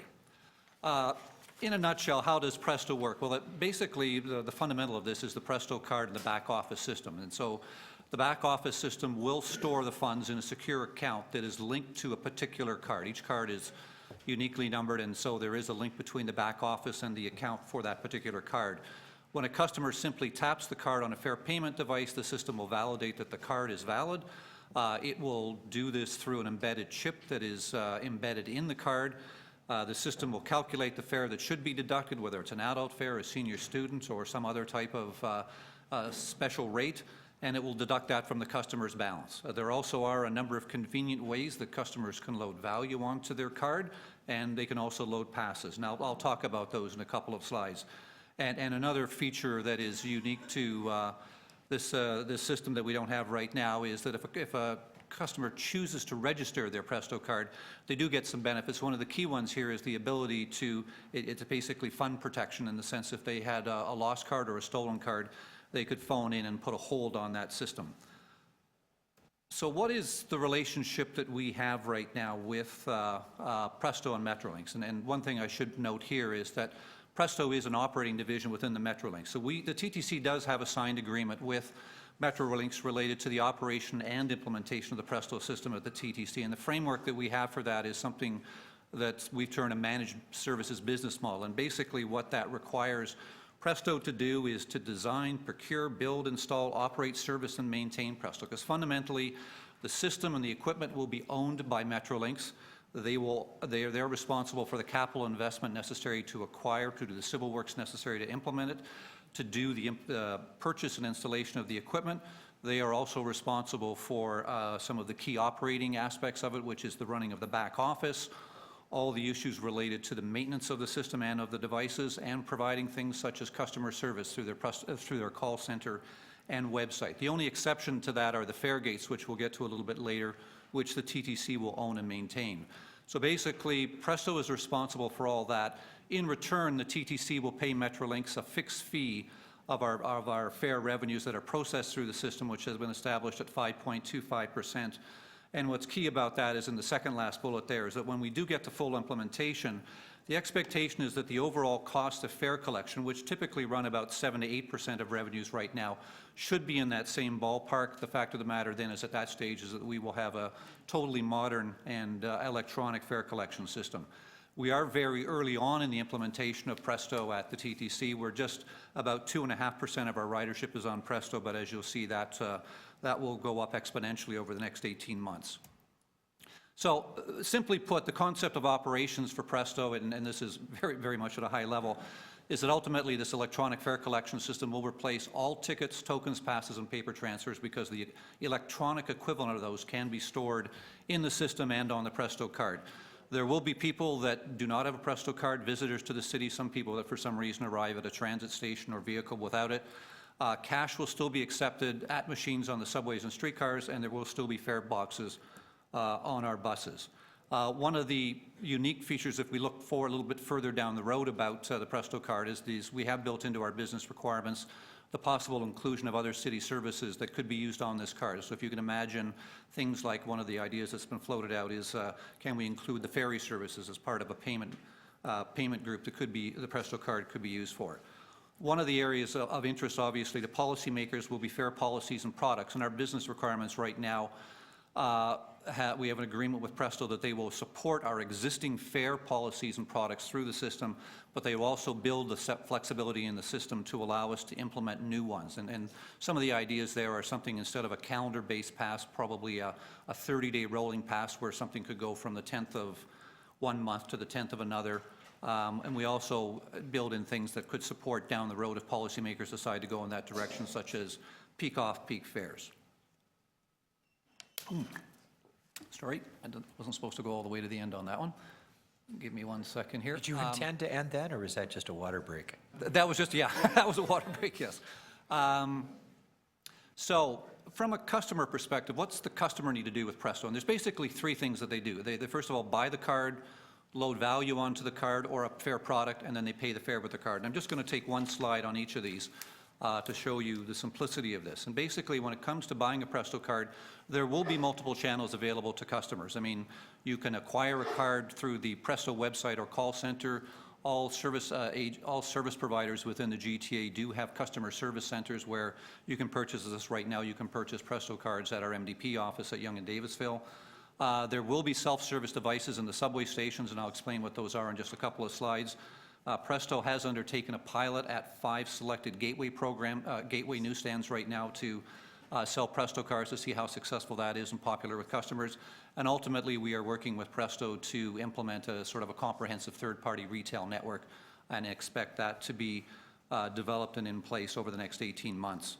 Similarly, when it comes to loading value, once I have my card, I need to load something on it. And there are a number of convenient locations and ways to do that, and some of these I'll explain a little bit further in subsequent slide, but you can still do that through the Presto website, the call center, at the transit agency service centers, the self-service devices, one of which is pictured right there, which is actually in 23 stations right now, a self-serve reload machine, and ultimately at the third-party retail network. The interesting one here is probably the first bullet, which is auto load, which is where a customer, if they register their card, can basically establish a minimum balance on their card so that when it gets to, let's say, $5, the system will automatically go into their bank account through pre-arrangements or charge it to another account that will load value on it. So if once it got to $5, I could instruct the system to load $20, $50, $100 on the card. So the customer never really has to pay any attention to going through a sales mechanism at that stage. And it could also be done with passes where there could be auto renew set up on it, so it just automatically loads a pass at the end of each month. So I've got a card, I've got value on it, I now need to pay with it, and this is very simple. There will be readers at the doors of all vehicles or through fare gates in the subway stations. I simply tap on the reader. Again, the system will validate that the card is valid, that there's enough funds on there to pay for the fare. It will hopefully show a green screen that says it's okay to go, and then I can pass through either the fare gate or it'll send a message to an operator that the fare is validly paid.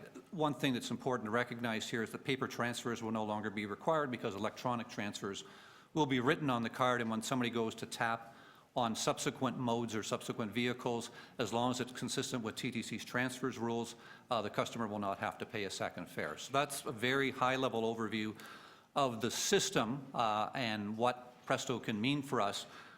This is sort of a very high-level overview of the implementation plan, and I think one of the key objectives of this plan is that by the end of 2016, we want to get to a point where all vehicles at the TTC and all subway stations are Presto enabled, and by the end of 2016. When I use the term Presto enabled, a customer will be able to enter those stations or get access to those vehicles through Presto. It doesn't necessarily mean that the implementation is complete, because there may be some stations that don't have all entrances covered, but the fundamental is that they can access at all stations. So what you can see is we are doing new streetcars as they come in.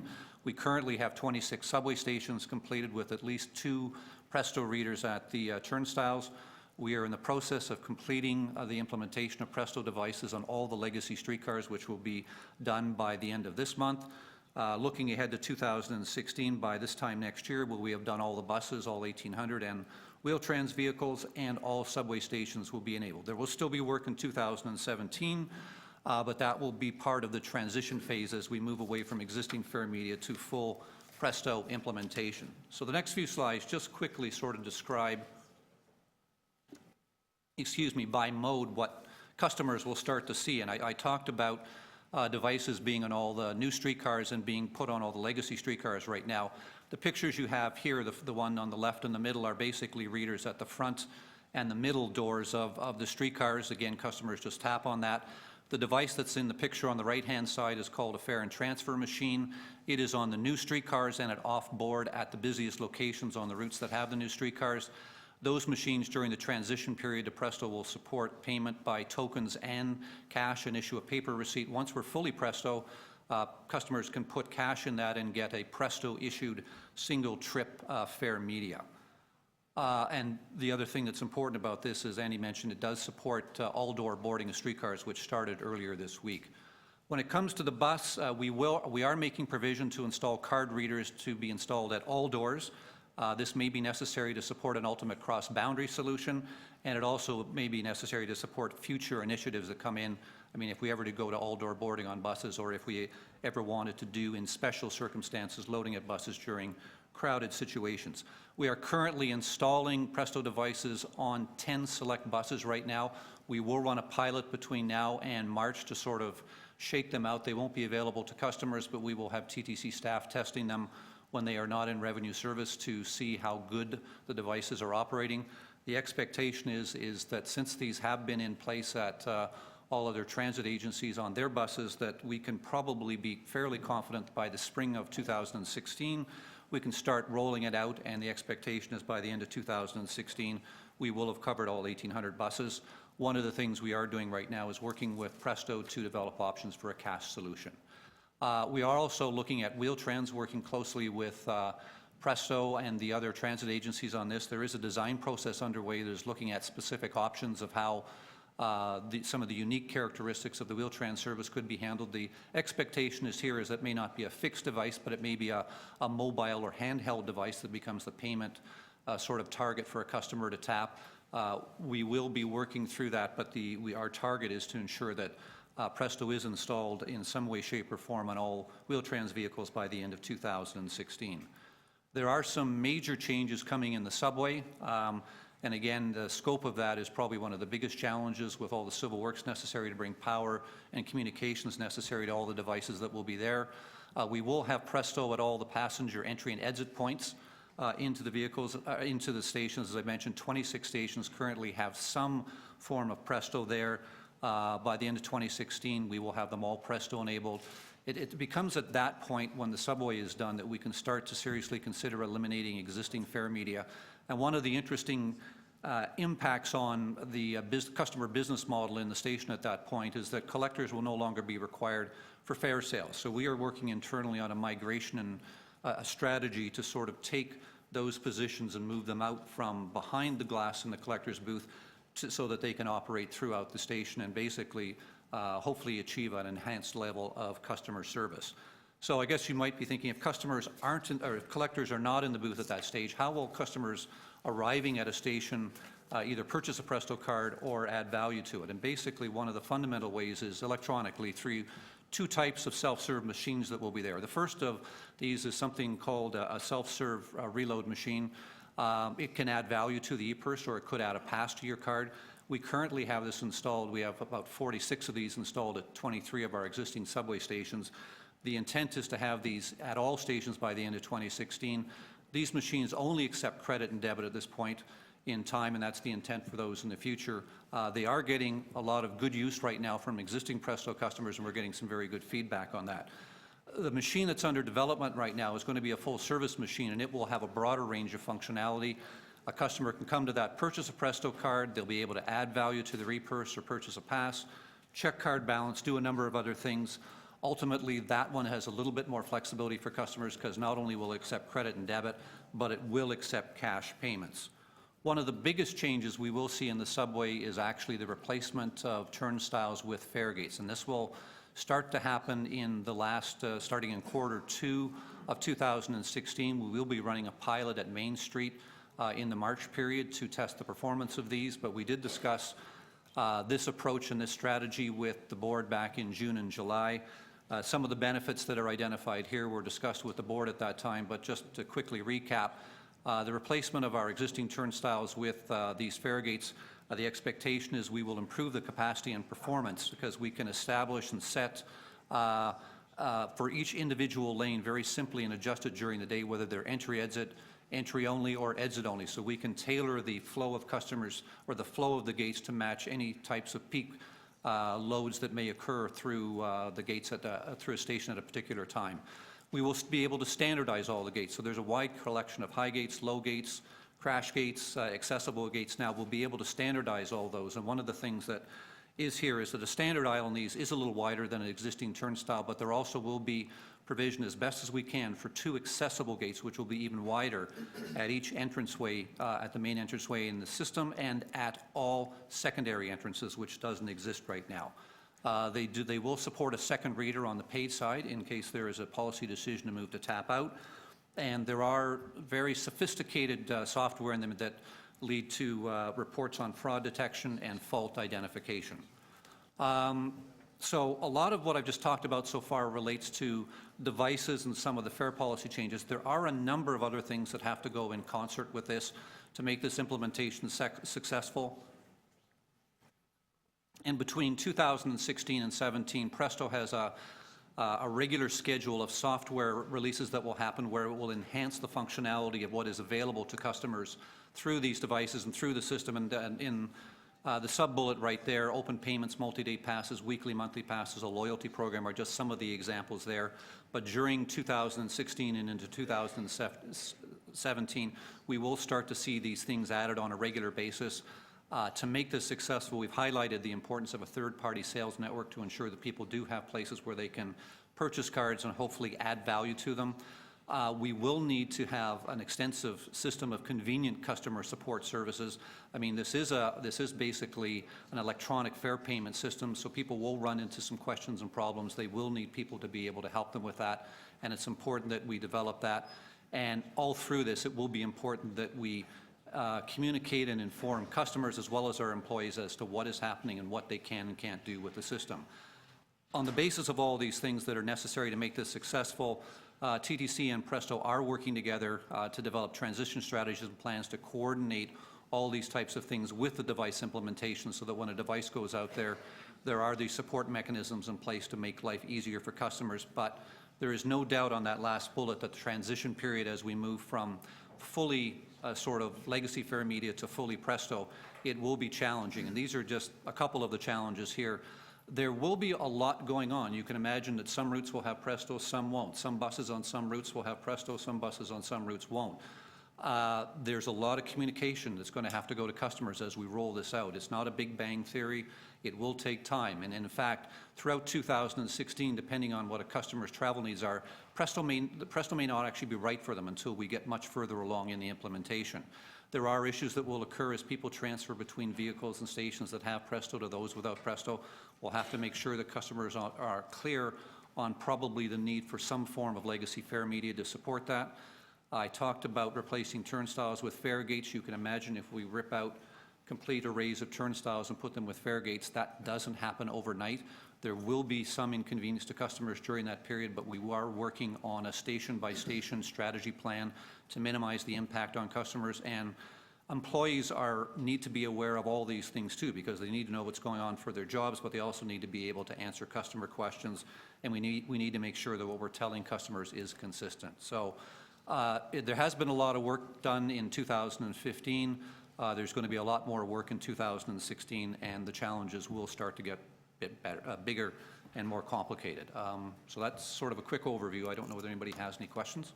There are indeed. Councillor Carroll first. I discussed this a little bit with Mr.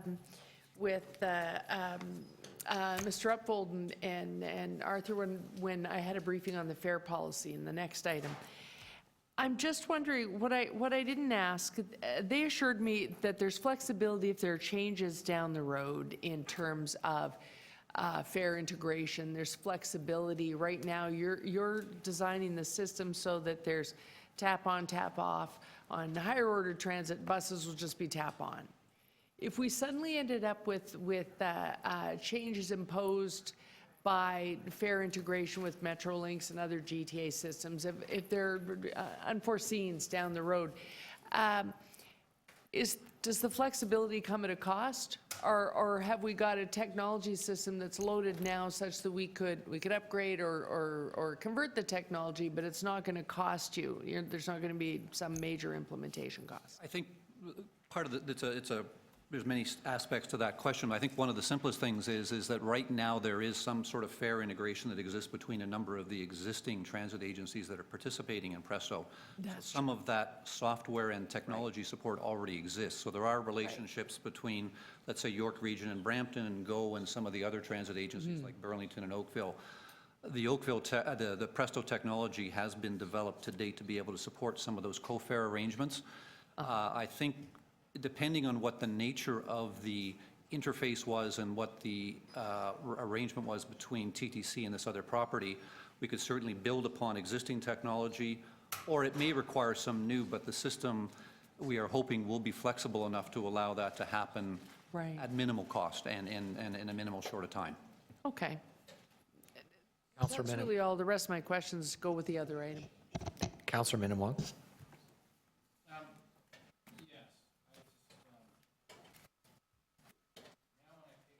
I just swipe this over a thing and I pay for it. This is Shoppers Drug Mart, right? I can do that for my coffee too. And it seems like many retailers are moving over to this technology, and it seems like we're actually celebrating the fact that we're moving toward the adoption of a technology that, when it's fully rolled out, will be an old technology. And I raised this issue 5 years ago about this being the new technology is paying with your smartphone. And I'm wondering where we're at. So Commissioner, Presto does have that as part of their sort of long-range plan. And when I talk about long-range plan, I'm talking really 2017 to 2018. They have done some preliminary investigations into how that using smartphones and other sort of near-field communication devices can be integrated into the Presto system so the customers will have that flexibility. So I would not expect to see it during 2016, but I would expect that we would start to get into sort of plans for how that could be implemented in 2017. I mean, to the point of they're making investigations, it almost, I mean, I don't know what needs to be investigated. It seems like if Starbucks can do it, we should be able to do that. And I think that the public is moving away from cards. They want less, you know, you look at the Master Pass, you look at Apple Pay. Is that a question? Yeah, no, this is a preface to a question. Okay. You know, it's like we should be getting on our horse, if not working concurrently, so we roll out that technology. I mean, you know, the thing that I worry about, quite frankly, is the fact that at some of these stations, you've got 10 of these boxes or however many of these boxes that are going to be spitting out these cards.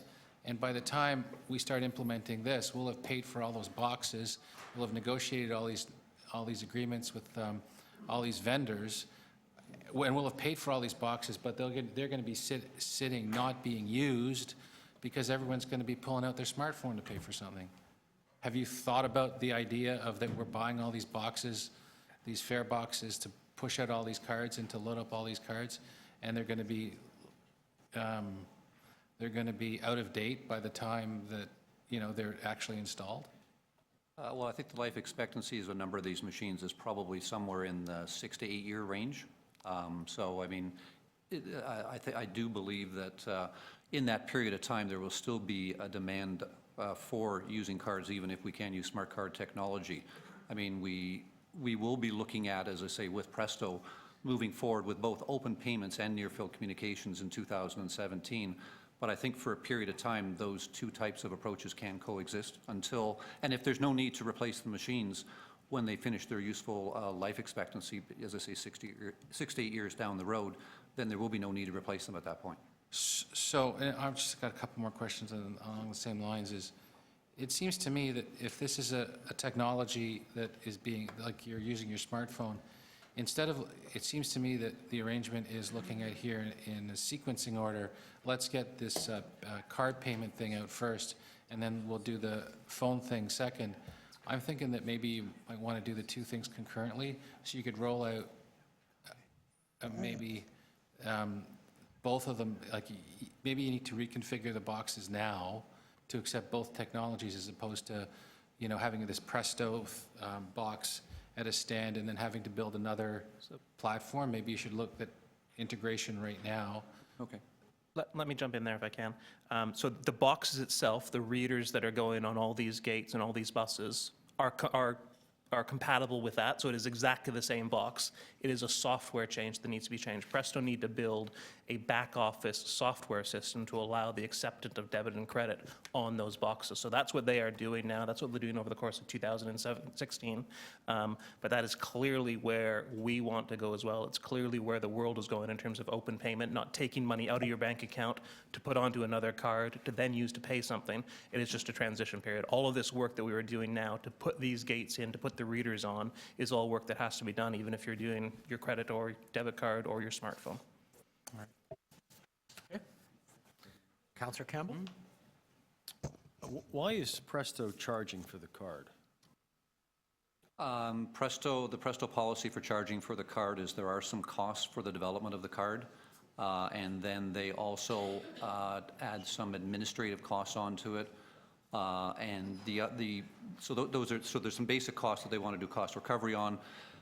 The other thing is when they were developing the system, they did talk to a number of other transit agencies, and some of the advice that was given to them is that you should charge for the card, because there were certain agencies that when they implemented this, such in major ones like Hong Kong, they didn't charge for it, and people were just taking one and then throwing it away. And basically what was happening is that there was the customer didn't have any sort of link to that card. They use it as a temporary, a throwaway card rather than a permanent card. The cards themselves, because of the technology, are actually good for somewhere between 4 to 6 years. So if you want a debit card from the bank, you go to the bank and you protect your debit card.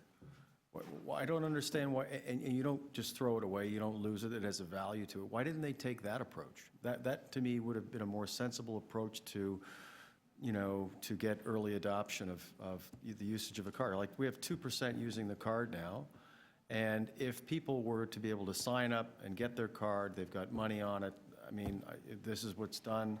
As Councillor Menon Wong says, all the retailers have it, the coffee shops have it, and the banks do it. I don't understand. This seems to be the only institution that's charging for the use of their service. Yeah, one of the premises of this is that the customers can keep their cards anonymous. So part of the aspect here is that unless the customer chooses to register the card and put it in their name, the card can remain anonymous. And I think that's where some of the concern was. People that chose to keep their cards anonymous could just take them, use them a few times, throw it away, and just grab another one, and that was really wastage. And the advice that was given to Presto early on in the process was that there should be a fee for the card, so that when people pay for that, they will take ownership of it and there'll be less wastage. Could the TTC obtain cards and then resell them? TTC could obtain cards, and then we could have a choice of issuing them at the fee that Presto charges. We could issue them at a reduced fee, or we could give them away for free. That's a decision that the TTC could make. We'll be looking at a number of options in order to drive adoption. And, do you pay the $6 and you register your card, actually becomes part of your e-purse? Do we upfront some of that cost to make people adopt more often? Those are things we're talking with Presto about, and we'll look at. They could sell us a whole whack of cards at $3, and we could resell them at $4 or something like that. Yes, absolutely. That would be our choice. All right. Okay. Commissioner Byers and then Commissioner Adamson. So I'm pleased to be a Presto holder, and actually, I feel good to be part of the 2.5%. Well, listening to Denzel, I'm already feeling out old-fashioned. By the way, this is a Union Pearson card, and I'm wondering whether TTC, maybe we have Andy's picture on it or something. I am the guy, yeah. Love it. We wondered who you were. It's out in the open now. 2 questions. On the Go system, they have balance readers, and I found that useful if you don't forget how much is on it. I know you get your balance when you subtract but will you plan to have those periodically, or maybe it's in the... Well, remember I talked about the 2 self-serve devices that will be in all subway stations. Those will have balance checkers on them, so you can check what your balance is and review your history. You can also do that online, or you could phone into the Presto call center to do that. We will not have the balance shown on the readers when you tap, and that was a conscious decision, because what we were concerned about is that people would be tapping, stopping to look at what their balance is, and it would slow down boarding times on vehicles and through turnstiles. So there was a conscious decision not to do that, but it was felt that there were enough alternative and convenient ways to do it, both in the subway system and from your home, that wasn't necessary. Okay. And we talked about, I talked about with Chris too, question, for discount fares for seniors, I'm decades away from being a senior, as everyone knows, but what would prevent me from... Did you say days? Thank you. From buying a senior's card and handing it, to someone who, is not? And will you be enforcing that at purchase or through the use of the system?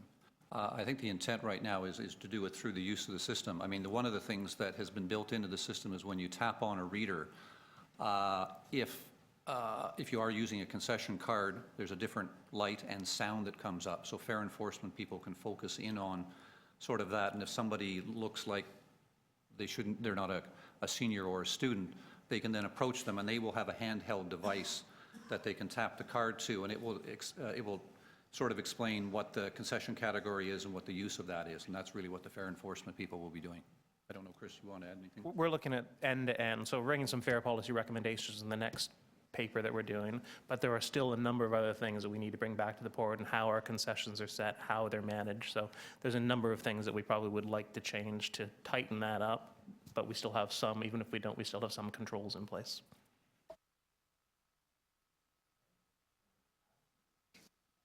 So this is really big change. Can you just remind us what you've done by way of consultation to make sure the implementation will go smoothly? So with ACAT, seniors groups, those kinds of consultations? So consultations have been, with the ACAT group, we have been doing regular updates to various ACAT committees, whether it's the main committee or whether it is some of the design committees. We also have been involving ACAT members in some of the testing that we do. So all the devices and even where they're placed on a vehicle, we have been having ACAT members involved. Presto also has an advisory committee on accessible transit at this point in time. And so some of our ACAT members have been participating in that exercise too.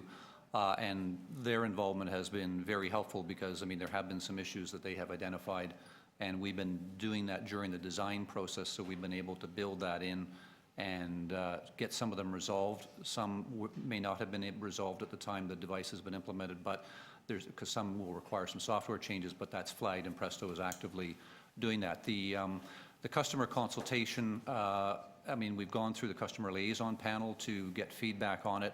Have we done public forums on this? No, not at this point in the process. So have you tackled groups like seniors groups that often come here as deputants to get their views on what may or may be a challenge? I know when Presto initially was going through their development and design, there were consultations done with various stakeholder groups to understand what some of the issues are. There was also extensive reviews done with other transit agencies that had gone through the type of change that was there.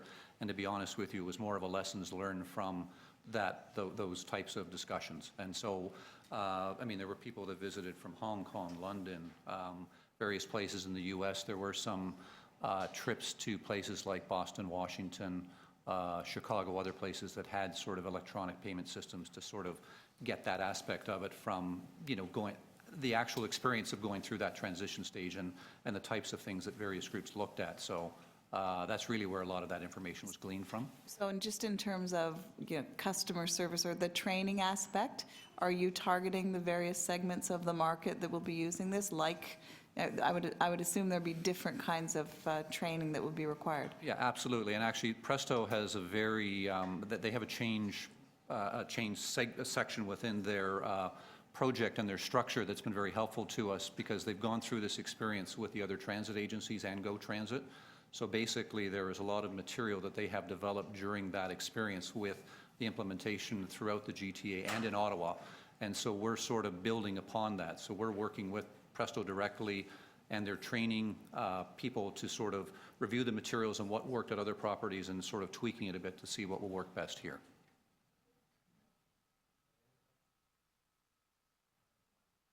So we had a handout of a presentation to the Metrolinx board called Presto TTC Program Update. Okay. You seen that? I'm sorry, I can't see that far, but Well, it's dated December. I've seen that. Okay. It's dated December 3, 2015. So here's my question prelude. So wouldn't it have been better for Metrolinx to have had their briefing after we'd had ours and been able to give feedback so that Metrolinx could have considered what their customer thought about what was going on? Presto give an update to the Metrolinx board every month. So I see. It was just their regular update on progress being. So this is nothing to, this wasn't special? No. Okay. I just asked for it to be distributed to board members.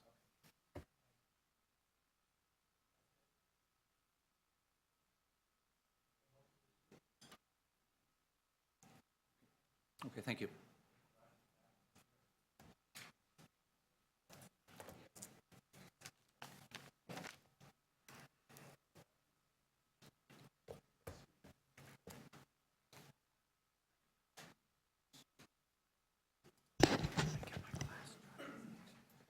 Thank you, Vice Chair Heisey. We're on to item 4, which is fair policy.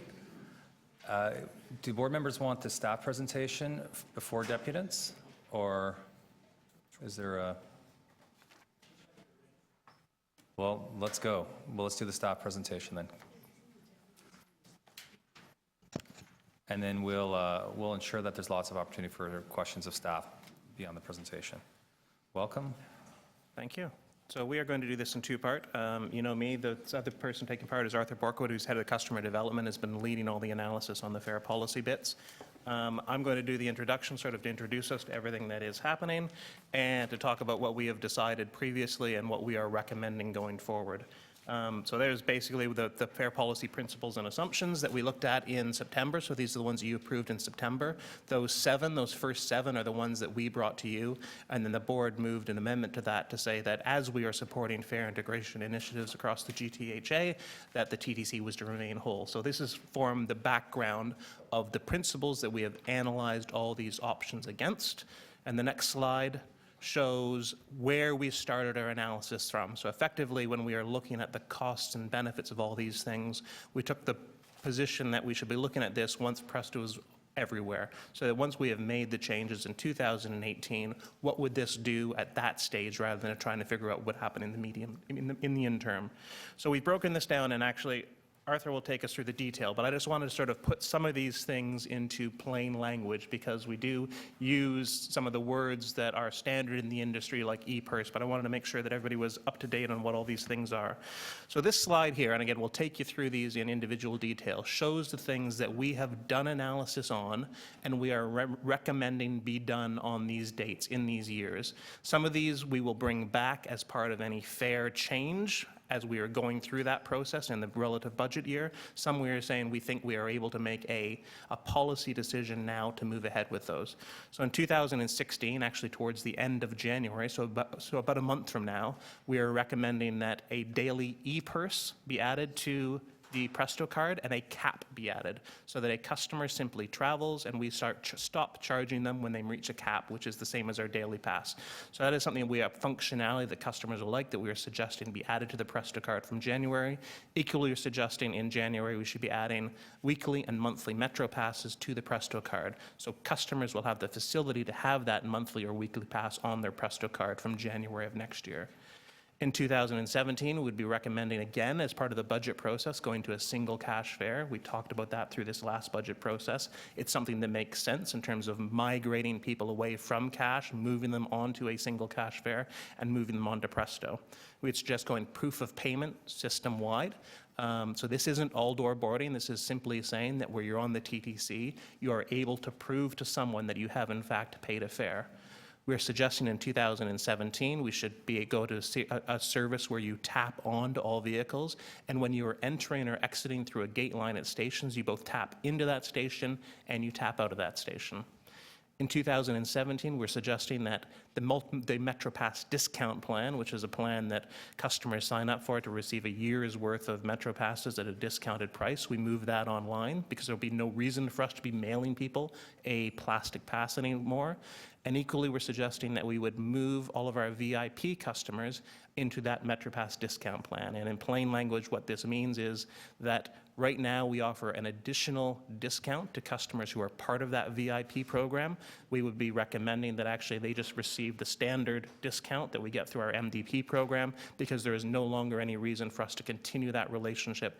There is no longer business benefit for us to have that VIP discount. And finally, in 2018, and again, we would be recommending this in detail in the 2017 budget, we would recommend you go to a peak and off-peak system of fares so that during rush hour or non-rush hours, we change the amount that we pay. We change the amount the customers pay.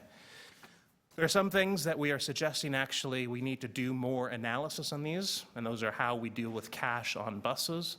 We're thinking that we need to look at our MetroPass discount plan discount options in more detail. So rather than just giving a discount for an annual basis, how we manage that. So we're suggesting we should do more analysis on that. And finally, there are things that we are saying, we understand, we have done the analysis, we understand the cost and the benefit of these things, and some of these we would continue to recommend because they think they make sense, but there is a business decision to be made and a policy decision to be made. And that's things like 2-hour transfer, all-door boarding, but I'll let Arthur talk through those things in detail. And last thing for me is, clearly there is a question here around the transit fare equity strategy, which is around how to provide transit fares for low-income group. That is a piece of work that we are involved in with other City Toronto agencies that we'll be bringing back to this board in the spring. So we have clarity on what we want to do going forward on that in the spring that will help us inform future decisions as well.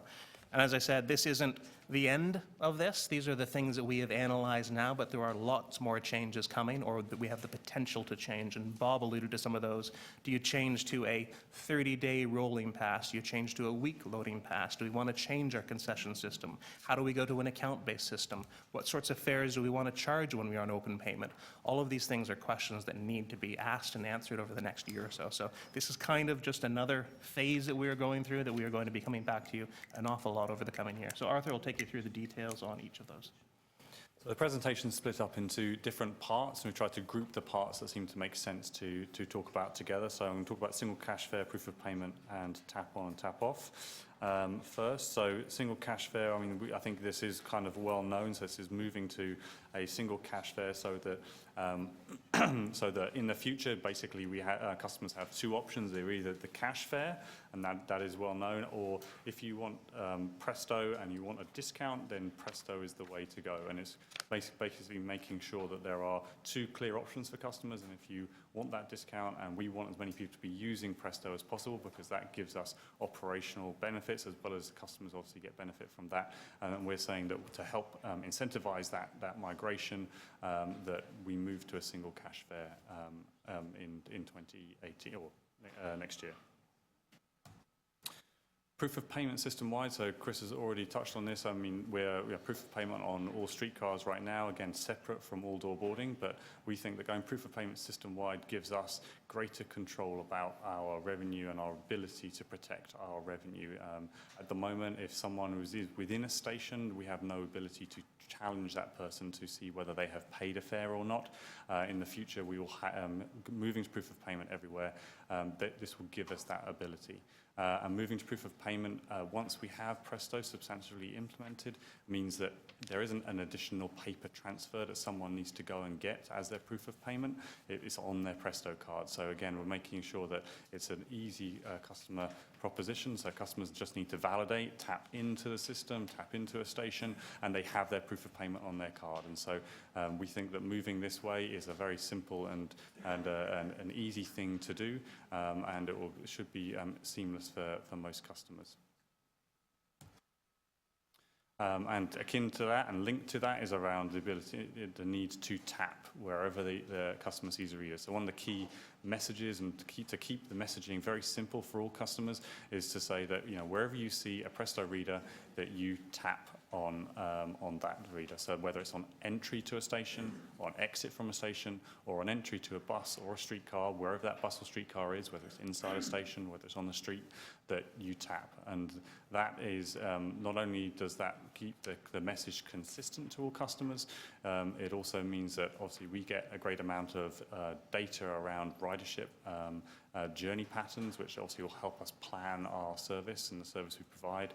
And another key element around the tap-off in stations is the fact that for the Spadina subway extension, we are going to need to implement tap-off at those stations to ensure that customers travelling from York Region who currently pay a single fare on their York Region bus, which takes them straight into York University, that those customers can continue to get that discount even though their bus will connect with the Spadina subway, and they will have to then obviously potentially have to pay again. So if we are able to identify where they end their journey, which is basically at one of those, probably top 4 stations on Spadina Extension, it means that we are able to give them a refund of part of their journey, of their cost.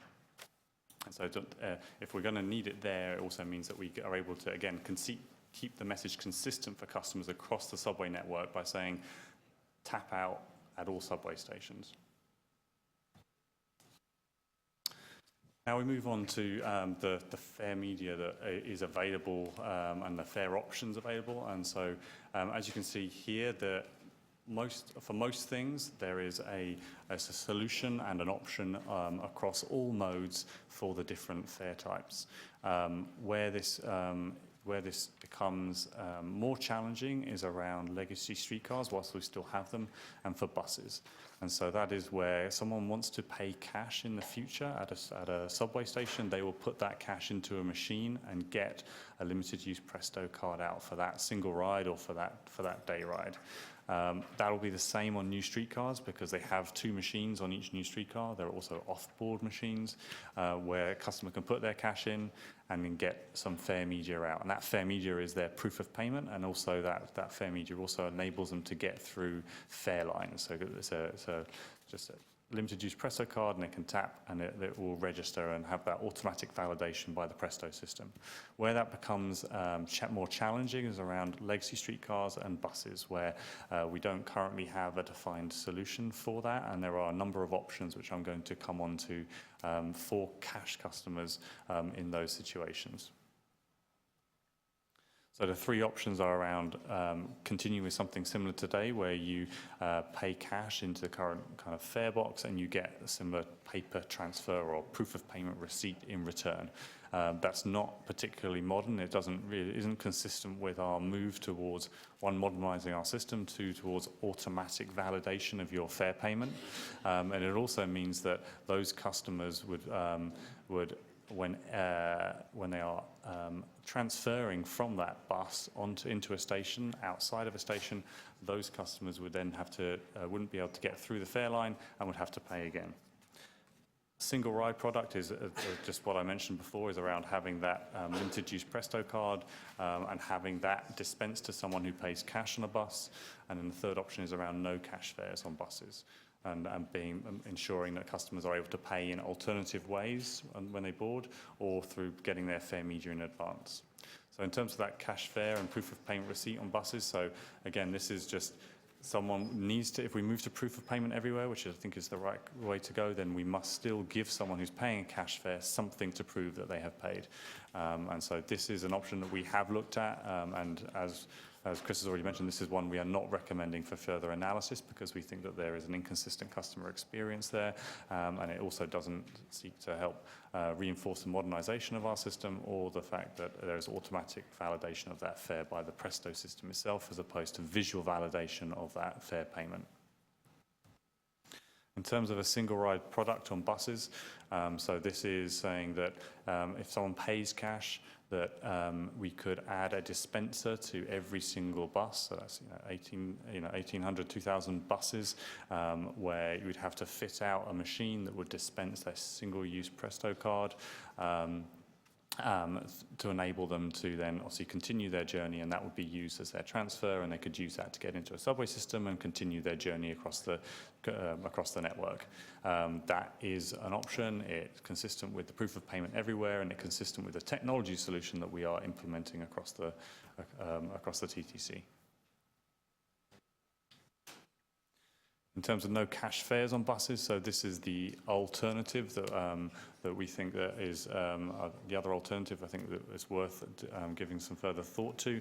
So in the future, you will, and there are a few prerequisites to moving to this, and one of them is open payments, so the ability to pay with credit and debit card directly as you board a bus. So at the moment, you have the option of either paying with fare media or paying with a cash fare on a bus. We're saying in the future with this option would be you have your Presto card or your Presto fare media, or you pay with your credit and debit card in the future.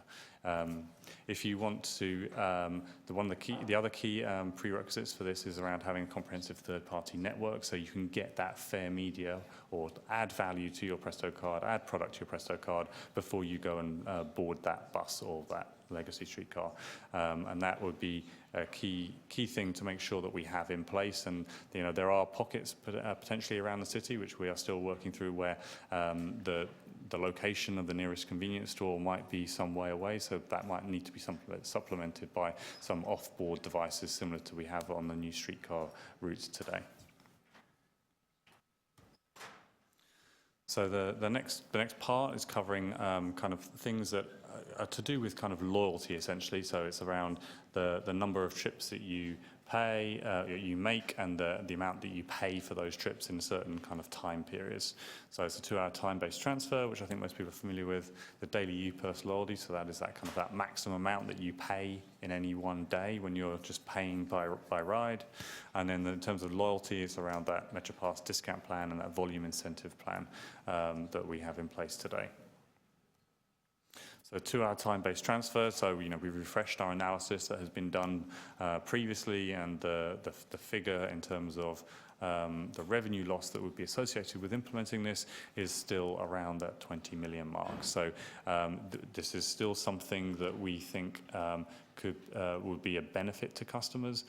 We know what the price is for that. We're saying that we've done the analysis, and there's no further analysis we need to do. And if we want to do it, then that's something that we can take off the shelf. And if we find the funding to implement that, one consideration around that is around the fare integration work that Metrolinx are doing and that we're involved in. Is that the 2-hour time-based transfer is one of the elements of the fare integration that has been examined by them. So this might be something that either changes or is reinforced in the work that comes out of that in next year.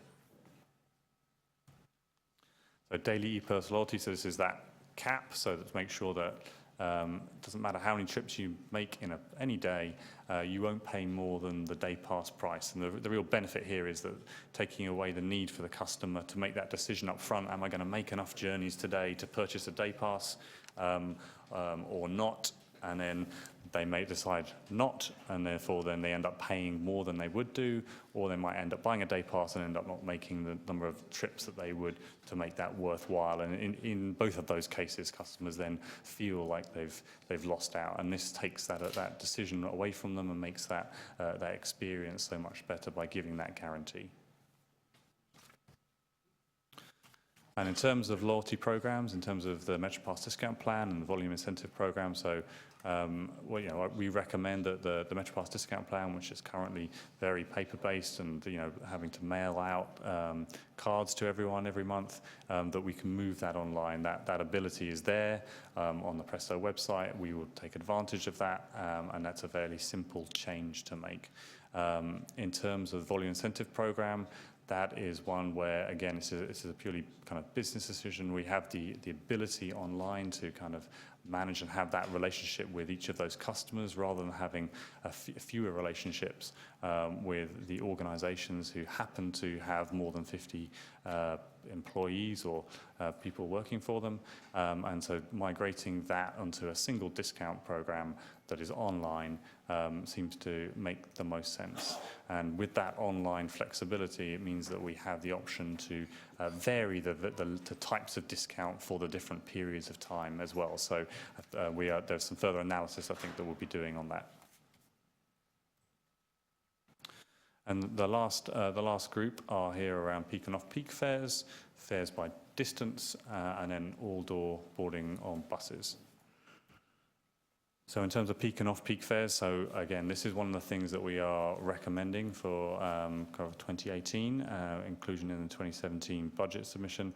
So this is where customers would pay more in the peak than the off-peak, and one of the key benefits of that is migrating those customers who have the flexibility out of the rush hour into the off-peak times where we have greater capacity, and to alleviate some of the capacity constraints that we have during those rush hour periods. And by doing that, we think that we should be able to improve that customer experience over time, and that it means that those visitors, especially to Toronto, we are encouraging them and incentivizing them to travel outside of those rush hours to incentivize and to kind of level out some of the demand that we have across the system.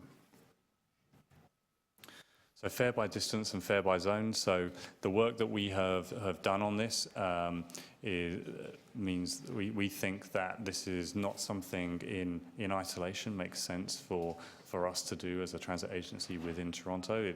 This is a key part of the work that we are doing with Metrolinx in terms of fare integration options, and that work might result in recommendations that this is included in the future and might have some impact on the TTC, but at this time it doesn't make sense for us to do that, but to wait for that work, which we are, again, a key member at the table in the development of that work, to see what the recommendations come out of there, and then to perhaps reassess that if and when that comes around.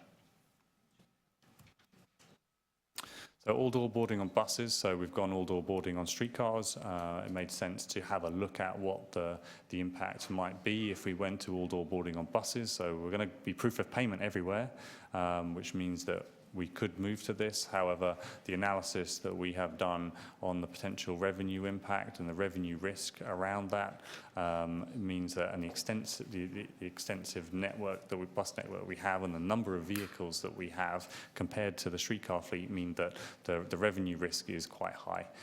So it's not something that we are recommending to do right now. There is the potential. There are certain bus routes for example, those on articulated routes where it might make sense for us to do that, but it makes sense right now to focus on the implementation of Presto, to see what the impact that has on our system, and then perhaps come back to this in a couple of years' time to see whether that might be an option. So this last slide is just a quick summary, just to make sure that, to demonstrate that we haven't forgotten about those initial principles that we set and agreed up front, but that all the recommendations that we are making right now satisfy at least 3 of those principles, some more than that, so that they do align with the things that we set out to try and achieve through the process that we will, the analysis that we've done, so that reinforces the fact that the recommendations do stand up as things that we should progress. And that brings us back to the summary of recommendations. Thank you. I think we're going to move to our deputations first, and then we'll save questions. So if you could just give us a moment. And first on the list is Justin Davis. No? Okay, I guess he's not here. If he arrives, we'll slot him in. Bob Brent and his AV guy.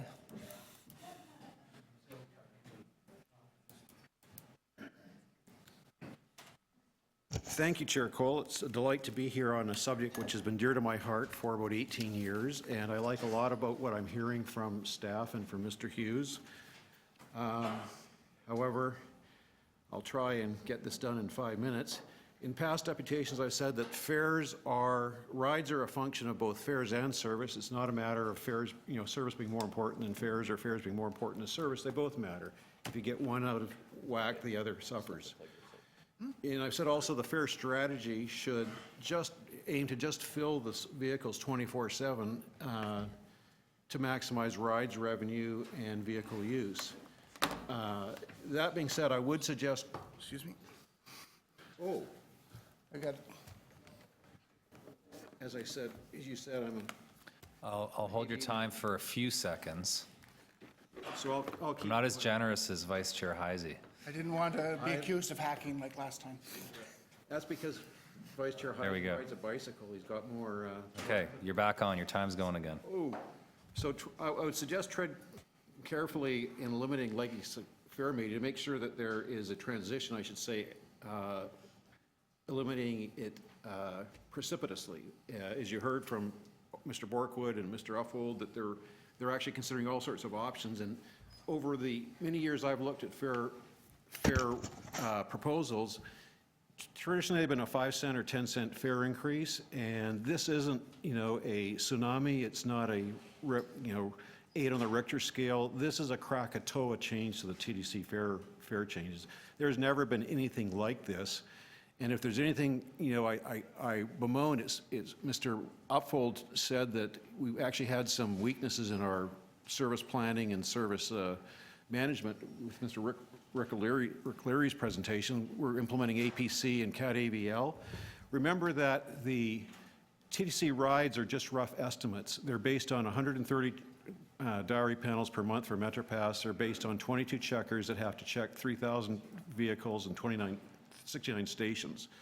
So until such time as APC and tap-on technology exists, you really don't know what your rides are. So if anything, I'd suggest that you ask staff, what are the chances to test some of these options before you actually have to implement them to make sure you're getting it right. For example, cash is $175 million.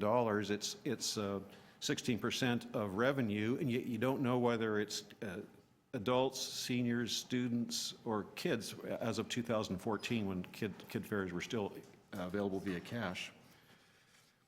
You also have to know what your percent mix is, what the financial risk is. At the last audit committee meeting, I suggested that the audit committee should look at the fair risk, the financial risk of MetroPass and cash, as it is a huge component. When Metrolinx introduced Presto on GO Transit in 2012, they got rid of the monthly pass, the weekly pass, the day pass, the 2 pass, and the cash pass. And what happened? Their RC ratio went down. And very interestingly, in their annual report, they say they have a 75% RC ratio, which is revenue over cost, so it's an efficiency ratio. And yet, when you look at the CUDA data that I've sent you in the past, it's actually at 67%, which includes the Presto fare collection. So it's possible that Presto alone accounts for the 8% drop in the RC ratio from 75% down to 67%. Much like staff, I'm a very strong proponent of the 2-hour time-based transfer, having been a 905 resident and had to walk 10 minutes to Steeles to avoid a double fare. And keeping in mind what I just said about the RC ratio, a year ago when Metrolinx launched their fare proposals for fare integration, they said they discounted a flat fare because it wasn't financially sustainable. Well, how is it that the TDC with a flat fare has a higher RC ratio, higher vehicle capacity utilization, higher revenue than GO does, which has an inverse fare by distance?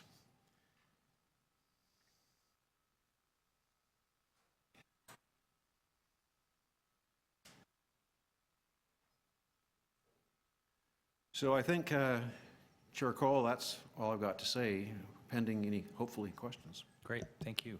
You do have one question from Commissioner Adamson. I'm not sure I quite understand your numbers of the 75% revenue to share cost versus the 67%. Can you just give me that one more time? Yes.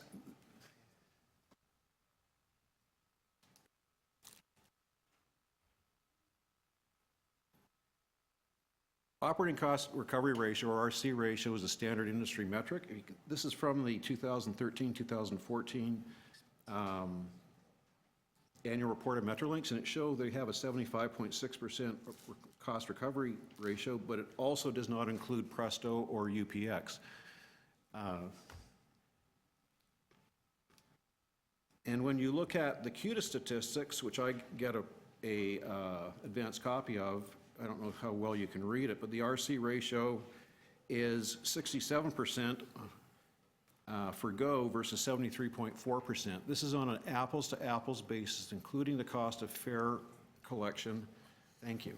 And it's also on a calendar year basis, unlike GO, which has a April to March. So what this suggests is that, cash, for example, I was once told in the last couple commissions ago that it only costs a TDC 8 cents to handle cash. It's now going to cost you 5.25%, I think, to handle all your fare media through Presto. So looking at how Metrolinx has implemented Presto on GO, they have hurt their financial performance. And if you look back to 2005, I think they were up to an 86, 87% RC ratio. So the truth is, the devil is in the details. You know, a wise advisor to me once said that, you know, success in retail or success in transit is 97% execution. And I think sometimes that Metrolinx doesn't understand that the Presto is not a fair strategy, it is a fair media. And I've said to Commissioner Mahevic in the past that the TTC has a highly evolved, very sophisticated fare strategy that appeals to every audience, every segment. And anything you do with Presto to reduce the number of fare options to various people, you know, such as the homeless, such as the poor, students, seniors. One minor disagreement with staff is having one cash fare, having been a student for 7 years and being a senior now.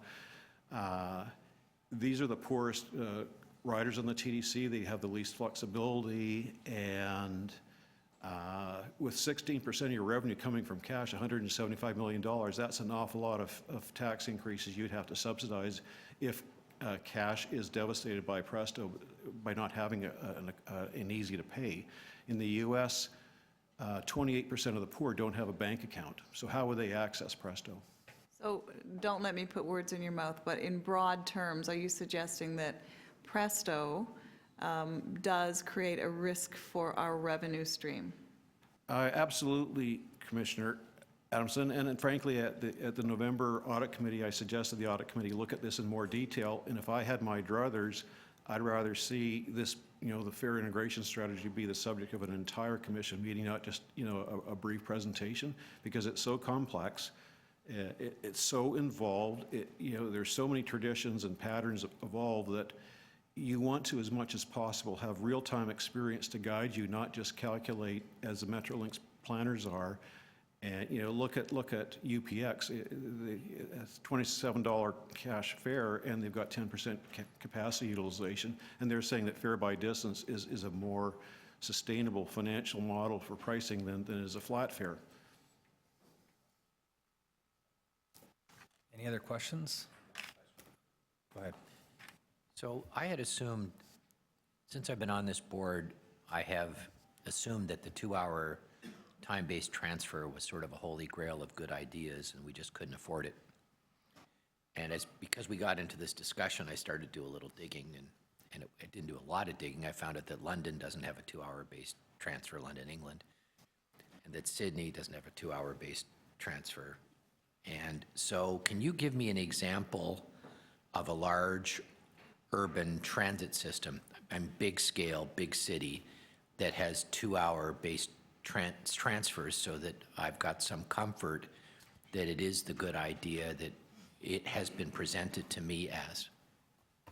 Honestly, Vice Chair Heisey, I can. I suspect that Mr. Hughes or Mr. Bork would be more familiar with some of the transit options in the world. That being said, I can suggest that when New York introduced their MTA card to full system in 1997, they did away with a 50-cent transfer between subways and buses and vice versa, and they had a huge increase in ridership. That being said, Mr. Upfold told me, you know, a couple of years ago that it actually cost them a lot of money, but staff have already advised you that on a system-wide basis, it would just be $20 million to implement a 2-hour time-based transfer on the TTC. The TTC being 78% of boardings and about 75% of GTA rides means that the TTC cost would probably be the majority cost. But that's why I suggested in the past that you test a 2-hour time-based transfer to get this operating experience, rather than depend on calculations and other markets that may not reflect the kind of dynamics you face in Toronto. Thank you. Any other questions? Thank you for your presentation. Next on the list is Alan Ewell. Welcome. And I will start your time.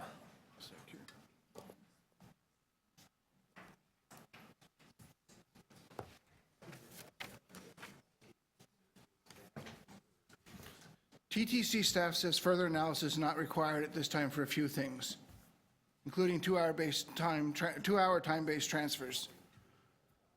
When are these going to officially start? TTC staff believes that it will cost us $20 million. I would disagree with that number. Much like the end of Prohibition, time-based transfers are already happening on the TTC. It's just time to legalize them. TTC staff says no further study is required on all-door boarding on buses. TTC staff is not recommending that we do that at this time. Again, I would disagree with that. OC Transpo is Ontario's second largest transit agency. They use Presto. They have 2 transit ways and the start of a rail network, along with their standard bus network. POP is strictly enforced in Ottawa, but only on their bigger buses. The 40-foot buses that we normally run, it's front door loading, but on their double deckers and articulated buses, it's all door loading. This is something we might want to consider, having all door loading and POP on our larger buses only. This could maximize the productivity of the buses with a relatively easy way to inform and enforce POP. The biggest advantage of the current Metro Pass is convenience, not needing change, tickets, or tokens to access the TTC network. Presto Card also gives you the same convenience. All Ontario transit agencies using Presto have a transferable pass. During last month's debate, the topic of trip metrics came up, and that on the Metro Pass one is ridiculously high. According to the TTC's diary studies, they say I'm expected to use my Metro Pass twice a day for 36 days a month. The national average is 36.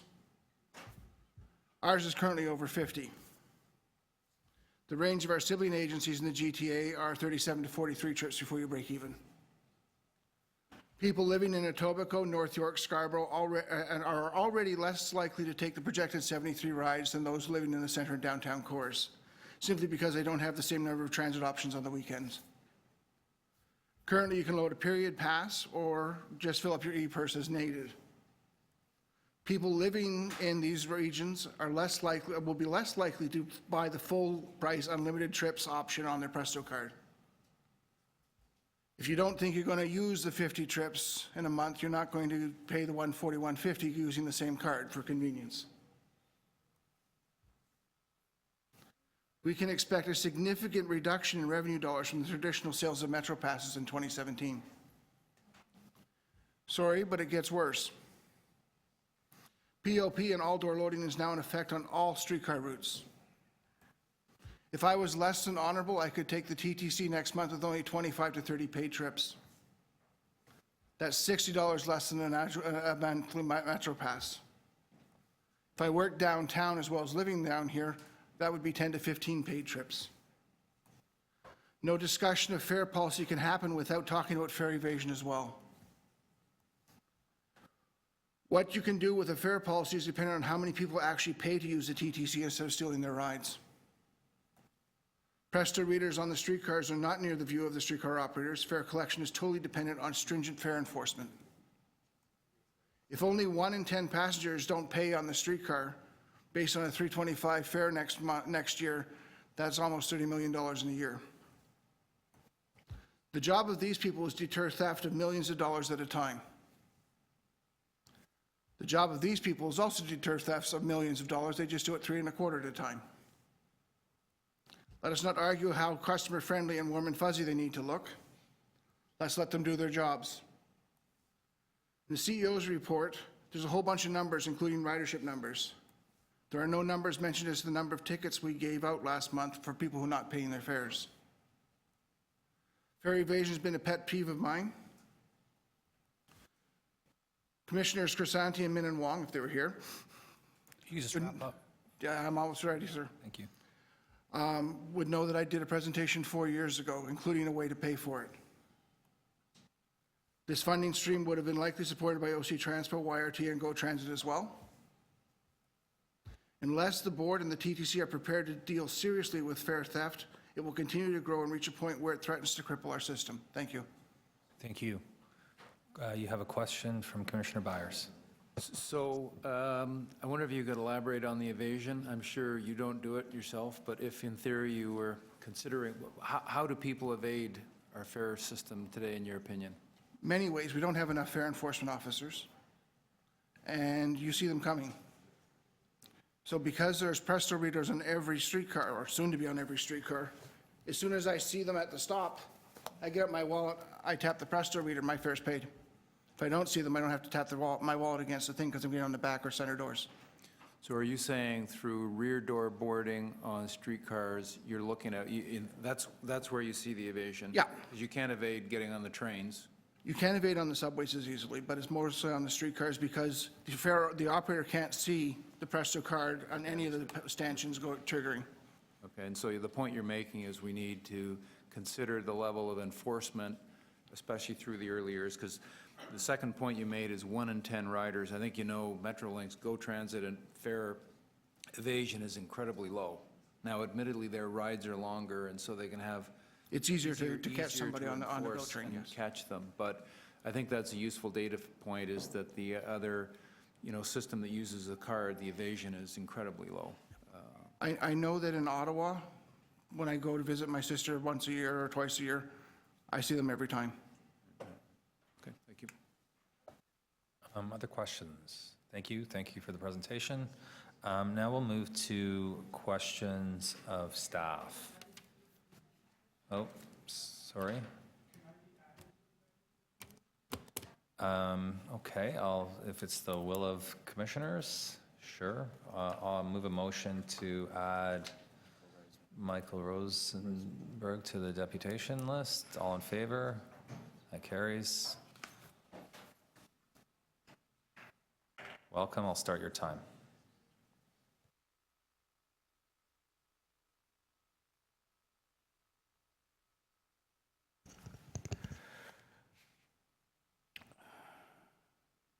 Okay, so several of these proposals involve the loss of an existing fare medium. And it's actually worse than I thought. I had no idea you were considering getting rid of cash fares on buses or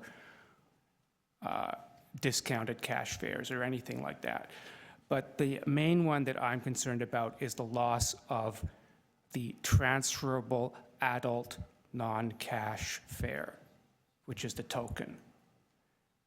There may be a zillion or 10 zillion or 300 zillion people who like Presto and want to use that, but there are at least 1 zillion people who cannot use Presto for the way they currently use the system, which is to buy multiple tokens, give them out to many different people, and then they're not paying the cash fare.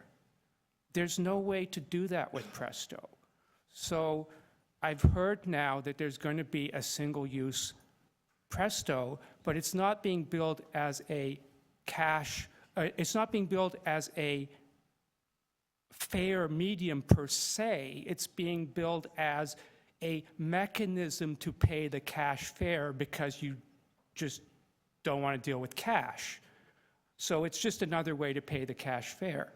What we need is the ability to use a single-use fare as a means to pay the non-cash fare when you buy 5 or more of them, as you can do now. So if I could go and pay 5 times the non-cash fare, whatever that may be at some year in the future, and then get 5 transferable mediums instead of 5 cash fare or 5 non-cash fares on 1 card, which I then cannot give to 5 people, then that solves the problem. But the point is, I don't hear anything that this method of fare use, which is extremely common, is even being considered as one of the ways people use the system. So let me just then repeat the list of all the different people who use fares that way. And I'll add a new one, which I didn't think of before, which is tourists. A tourist might be here for 2 or 3 days and know that they're going to use at least 5 fares in that time, but they're not going to use enough fares to justify buying a $6 card. So that would be one person who would go and buy 5 tokens. But then there's all the list of the people I had before, which includes businesses who give them to their employees to run errands. It includes businesses who give them to their customers. It includes people who give them out to people on the streets for presumably, but not necessarily because the person is low income that they're giving it to, but that could be a reason. There are people who give out tokens at meetings, and that one is not exclusively for low income, although that's a very common reason. Now, I'm sure you'll find a way to give a discount to large agencies that are charities or something like that, but I deliberately left them off my list because you will find a way to satisfy them. But all of the other people I talked about are individual people who would now go and buy 5 tokens and give them to 5 others, and there's one more on the list, which is a family or group who starts their trip at one point, but they're all going in different directions, so they will use their return fare from different locations. So that's one more group, which is not a low-income consideration. That could be anybody. So you've got at least a zillion people there who use an existing fare system which does not exist in the new system unless you agree to sell the single-use cards in bulk, that is 5 or more at a time, to be purchased at the non-cash fare rate so that they are exactly equivalent to tokens and can be used by all of those people that I just mentioned who use tokens that way right now. Thank you. You have a question from Commissioner Carroll. So, Michael, I've followed up in the past on your concern, and we keep hearing it offline, but we're not yet including it in a presentation because it's not really worked out.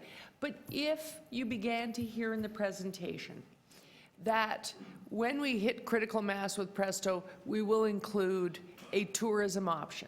I gave you the example. I used the Clipper card in San Francisco, and there's a little touristy package. If we begin to say that that's going to be available, there was a 3 and a 5 and a 7-day tourist package, and a little card. It would get me on the cable car or the BART or the Muni or even a ferry, and I went to Vallejo. If we begin to outline that in early presentations, will that give you a comfort level? And for the bulk buy, if we begin to say that for those many agencies and organizations that we grant and have traveling peer counselors, et cetera, all those sort of bulk buy folks, we are dropping the corporate discount for high profit making, you know, if you're IBM and you're paying your employees $100,000 and up, we're now going to say it's MetroPass, and you guys want to work out a benefit program, do whatever. But for lower earning, we were going to have some sort of option where, again, they could buy bulk numbers of the single fares, just as they do in New York City, San Francisco, and some others. And it works very well. If you were hearing that in the presentation in these early days, would that give you some level of comfort? It would make me much more uncomfortable. That's exactly the result that I fear the most. The successful result that is working very well in other cities. The result is that you will give this deal to agencies and a different type of deal to tourists, and absolutely no deal to everybody that I mentioned, who right now can walk in and buy 5 tokens and make up their own mind how they're going to use them. That's the people I am concerned about. I am not concerned about agencies. I don't care about agencies. Other people will worry about agencies. I'm concerned about the ordinary person who uses tokens to avoid paying cash fare. And many of the uses that they put them to will not be possible with Presto. So either keep the tokens or sell the single-use cards at the token price as long as the person buys at least 5, just as you do with tokens. Okay, thank you. Thank you. Those are my questions. Any other questions? Thanks for your presentation. Questions of staff? Commissioner Carroll, maybe we'll... Commissioner Carroll, go ahead. We'll just keep them in their place. They won't be surprised. My questions are about the fare by distance and 2-hour transfers. I know I'm swimming upstream with my fellow commissioners, but now I got a bunch of deputants that agree with me now. Mr. Chair, I had a long conversation with Chris and Arthur in their briefing in my office, because I know that in the Vancouver system, the combination of the 2-hour time-based transfer and fare by distance zones actually works very well, and has created a very high mode share. And it is a smaller city than ours, there's no question about that. So my question is, I'm wondering if we can put back up the slide of the cons for fare by distance.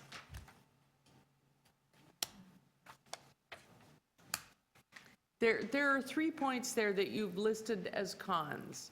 And I'm wondering if you would at least do this for me, if you would at least concede that while these might be cons,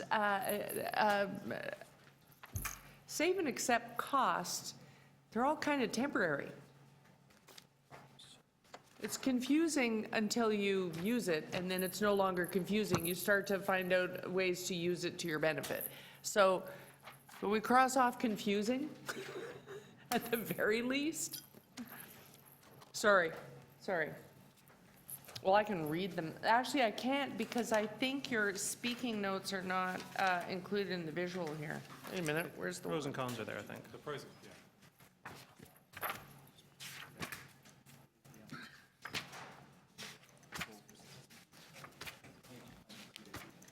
Oh, thank you, Mr. Byford.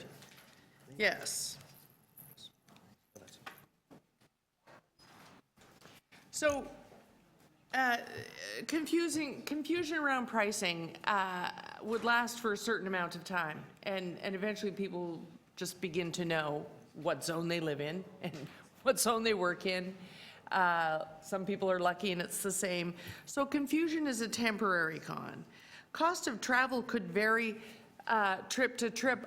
I don't know that that's a con so much as a statement of fact. That's the point of zones. I don't understand why that's being listed as a con. That is, in fact, the reason you would introduce them. If you were, in fact, a low-income single parent whose struggle is she owns no car and she has 2 stroller-age kids, and all she needs is to once a week get from the top of Dawes Road to the bottom of Dawes Road so she can buy actual food with vegetables for her kids, she wants the cost of trips to vary. That's the actual point of fare by distance. So I don't know why it's listed as a con and not a pro or just a fact. So maybe we can start there. I'm not sure what the question, why we have listed it as The a con? question is, why are we listing that as a negative? It's just the fact of fare by distance. Of course, the cost of the trips vary. That's the point of introducing the fare by distance fares. perhaps it's more about the third bullet then, around the confusion, about the complexity that adds to it. And it's also around that when you're introducing distance or zones, just as we have the issue right now with cross-boundary trips being hampered by the double fare that people have to pay if they want to cross a boundary, in essence, you are introducing that in a greater way on a smaller scale across the rest of Toronto. So that's part of it. And we're developing a system that is tap on, tap off for the higher order, but only tap on for bus travel. So we won't have that device to track.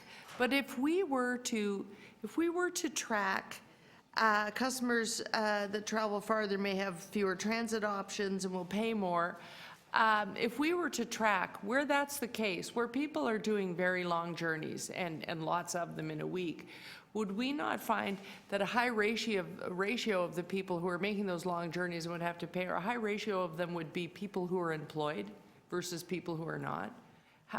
Would we be able to make that evaluation? Would we be able to find that out? We would be able to cross-tab some of the journey patterns versus other information we have. I guess what we're saying in fare by distance is trying to overlay this at the same time as we are rolling Presto out when we don't have good data on what kinds of trips make, whether people would gain or lose by this, doesn't make sense right now. Especially doesn't make sense because Metrolinx are doing a regional-wide integration, and this is one of the options.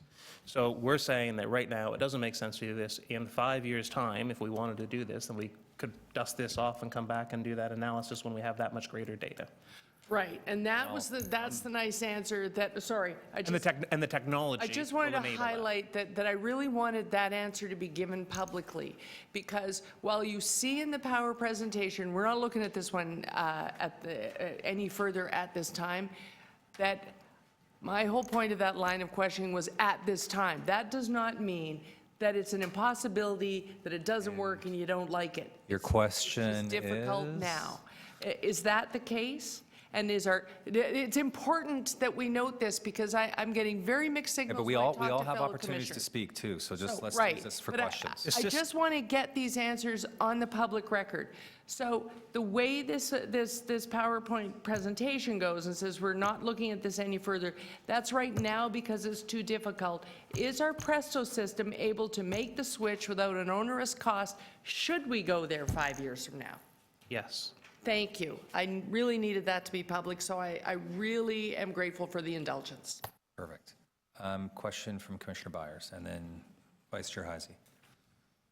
Councillor Carroll, are you in favor of zone pricing? Questions of, questions of excuse me, I didn't- staff. Sorry about the process. Okay.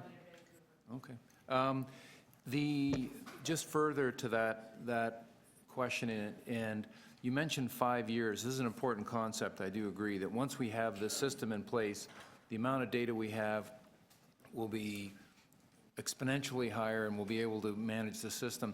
In your view, can we tweak some of these? Can we try 2 hour? I don't know where I sit on 2 hour try.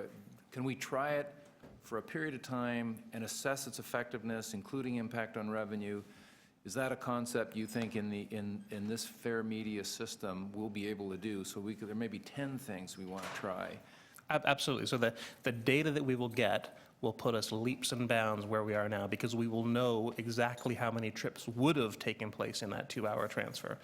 And so all we need to figure out then is how many people would be incentivized to change their behavior rather than trying to figure out where our baseline is. So all we're saying at this stage, and that's why we tried to put it this way, is that right now we don't need to analyze these anymore because they don't make sense right now. Got it. And just on that time zone travel, I was surprised you didn't think it would result in higher revenue. We talked about briefly when we met. I must confess I struggle with why that wouldn't enhance revenue for the system. The TTC sets our fares based on the amount of revenue we need to make. So we would still do that under a zone-based system. It's just that different people would pay different amounts. So you would still say we need to make $1.1 billion. We set our fares against that. And now you're just different people paying that exact same $1.1 billion. Thank you. Thank you. Vice Chair Heisey.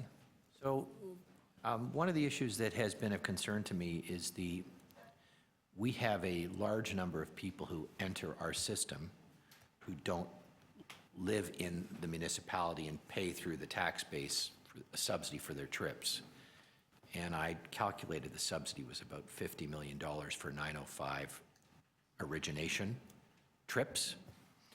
And does Presto offer the opportunity to track the 905 versus 416? I guess that's the first issue.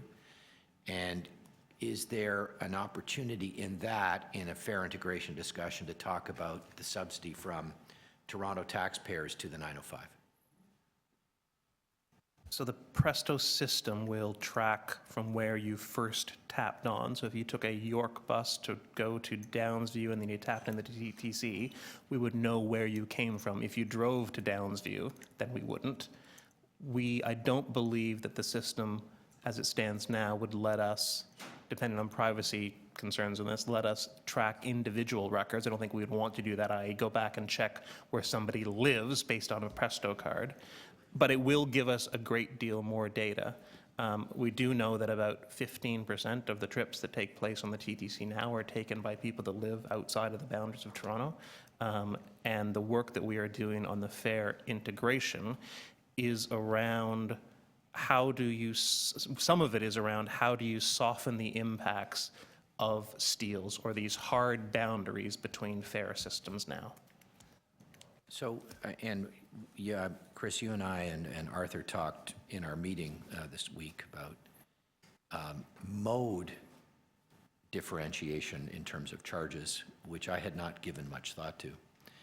So one of the items you didn't deal with in the report is differentiating fares based on mode as opposed to distance.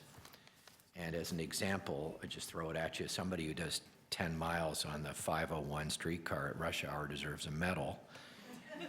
If you've done 10 miles on the subway, you've had a pretty good trip, and it's been really fast. So why doesn't your report contemplating a charge differential between a service that we all would recognize has superior travel attributes to it, comfort, speed, all the metrics that I think we all understand? Why didn't you tackle that idea in your report, your document? Two reasons, really. One, that is one of the options that Metrolink are looking at. So how do you do that on a regional basis? How do you both regional rail and subway versus bus versus streetcar versus LRT? So we're looking at it there. But the second one is a more practical one. Because of the integrated nature of our system, you may take a subway ride never having tapped in a subway station, because you entered in an integrated station and you left via integrated station, so we would never know whether or not you had actually used the subway or not. You have to redesign the Presto system to be able to do that, if it's possible physically? We would more have to redesign our stations than the Presto system. So then the last area of questioning, if I had understood that fare by distance was common, and I understand that may be mistaken, that within modes you may not have fare by distance in many systems. That's one example. And I think you told me, could you describe for the board, and I don't know if you briefed others on this, if you did, you don't need to repeat it, but in London, for example, if you get on a bus, are there any zones, or is there fare by distance on buses?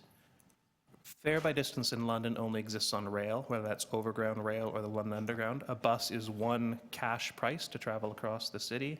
Their tram system is a separate zone in and of itself, where it is one flat fare to travel.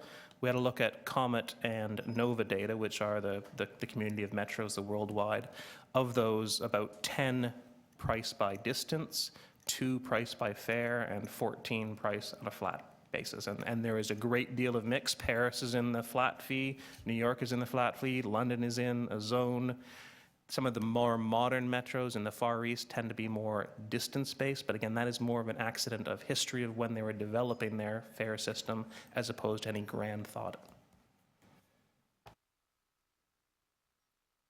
Ron, Commissioner Lalonde? Is there any evidence that people ride more or less in other systems when they introduce these electronic fare media just because of the convenience of the media? That they'll use it more because it's easy? Yes, there is that evidence. So when you remove the friction of having to buy a ticket, then you are more likely to take that trip. Do we have any estimate of what that might be? Is it like 1%, 5%, anything like that? I think in some of the business case work we've done, we've estimated about 1%. Thank you. Other questions?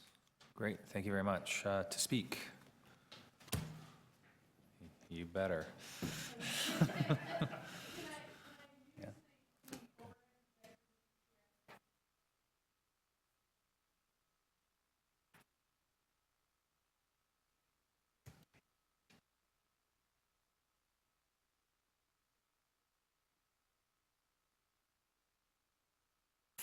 So that's the fare zone map for the Greater Vancouver area.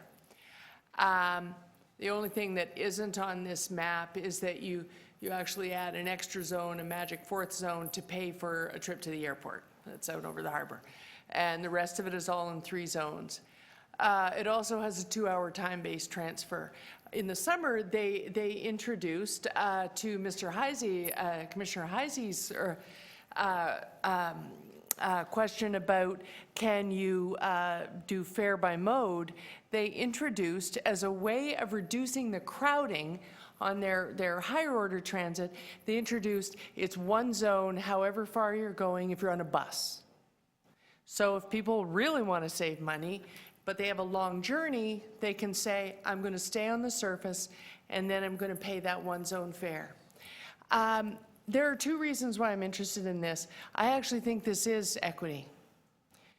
I think sometimes we underestimate how really small the area is that people who live really in poverty, how really small the circle of their life can be. Because we have cut them off from employment. We've cut them off from a lot of things. And so they often do stay in their neighborhood. Often we, for families of need, when we have Take Your Kids to Work Today, counselors take kids to work today from some of our highest need neighborhoods. Invariably, every year, you load those young women into your car, and as you're driving downtown, they say, I've never been downtown. This is awesome. Because they're living that smaller existence in their neighborhood for whatever reason, all to do with resources in their family. And so to have zone-based allows them to say, for most days of the week, I could stay in Zone 1 and I wouldn't pay what is becoming a higher and higher and higher cash fare in the Toronto transit system. But more to the point, look at the surface area here. We're talking all the way out to Langley, because this is a greater metropolitan area transit system. In a sense, they're already integrated because it's TransLink that runs it, a more provincial organization. So ultimately, this is where we're going. I was comforted by my briefing because what I heard was these are the things we're looking at now because they fit what we have now in this transitional phase. But ultimately, we're talking about fair integration. The thing that scares me about fair integration is we all have a different fantasy about what that means. I think even Mayor Tory has a different idea of what those two words strung together mean. We're all carrying around our own personal definition of it, but I really think we may end up here. So I'm prepared to adopt the report the way it is today, but I really want to get on the record that what staff said about 2-hour transfers, what they said about fare by distance, things that a lot of our transit enthusiasts and advocates wish we were looking at right this very minute, that it really is just not now, not ever, not right now. That's what staff said to us. Ultimately, we got to look at these. Two things happen here. The confusion ends pretty quickly when you figure out what is your zone and all the rest of it. I better take that down in case one boat Steve is tweeting something he doesn't want the rest of you to see until after the meeting.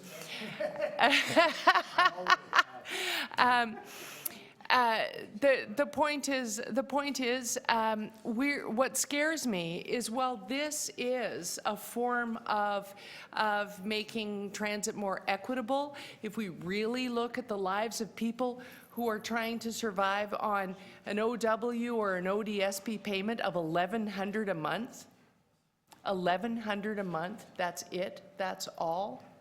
They're not going to go to the food bank on the opposite side of town. They're going to the food bank closest. They're going to the caseworker closest, et cetera, et cetera, et cetera. So these are options we're going to have to look at some point. And when we get to talking about the TTC fare equity, I really think this piece belongs there as much as doing a across-the-board universal low-income distance. Because if they had a job in the financial sector and had to come to the CBD every day, they wouldn't be LICO cutoff. Thank you. Thank you. To speak, or do you have questions of the presenter? No, we're sorry. I know this is dangerous. No. Okay. No. If she moved a motion, I would happily let you indulge, I'm but happy. I'll talk to her offline. that's, and, yeah. Any others to speak? Okay. I think that sorry, you want to go ahead? No. I think that if you were to put a map up that was the United Way's poverty by postal code, you would see a very different situation, and that's why I am reticent to go to anything that is fair by distance, because the people who live in the northwest of Toronto, in the southwest of Toronto, in the northeast of Toronto, who would travel the greatest distances, typically are of the lower incomes. And so that's just my personal view, but we're not debating that now, so I'll just leave it. Commissioner Byers. So just a couple points. First of all, I'd compliment Andy, Chris, and the team for the work on this project to date. Like, I think every single meeting between now and, we're going to be talking about Presto. And so thank you for the separate briefings. Those were very helpful to digest. This is actually complicated stuff. At least I found it, maybe everyone else found it easy. But so thank you for that work. Been reflecting a little bit on what Bob Brent said in his presentation. So the transition to Presto is going to be a huge event to begin with. You know, I happen to think it's going to go really well, and I happen to think we should do it as quickly as we can, because it's not that tricky to use this card.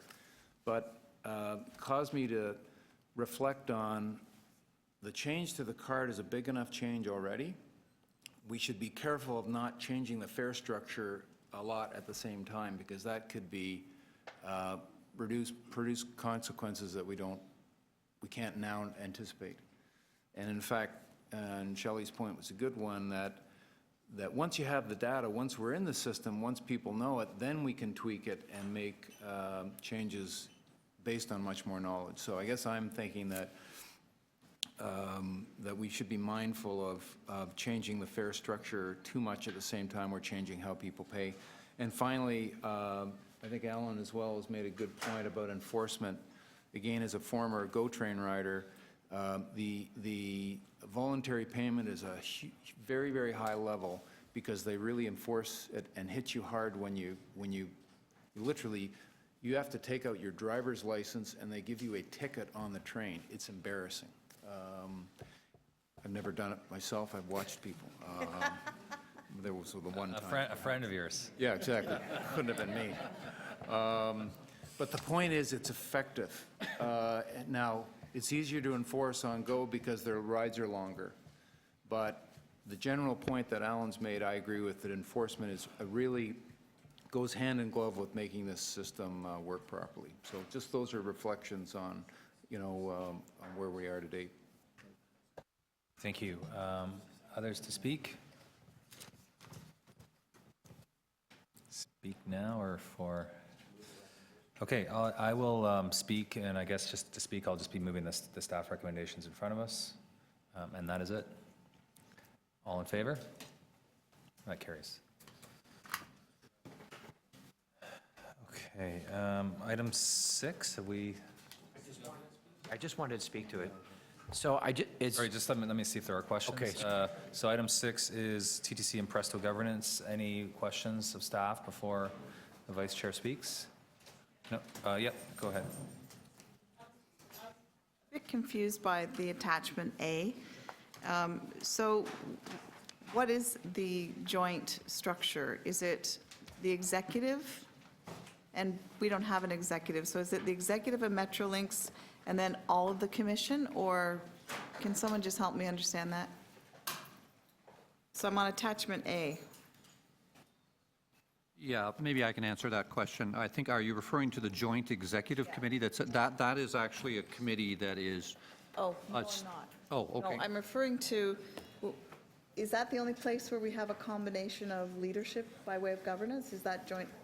Well, don't forget, this is the chart that is shown here is for the project implementation phase of the project, not the operational phase. So this is the structure that has been established to sort of direct the implementation of Presto at the TTC. So the Joint Executive Committee that is sitting in the center there is represented by Chris Upfold at the TTC and Rob Hollis from Presto. So they're the executive representatives from both organizations, and they deal in detail with issues related to the implementation. There are meetings once a month between that group.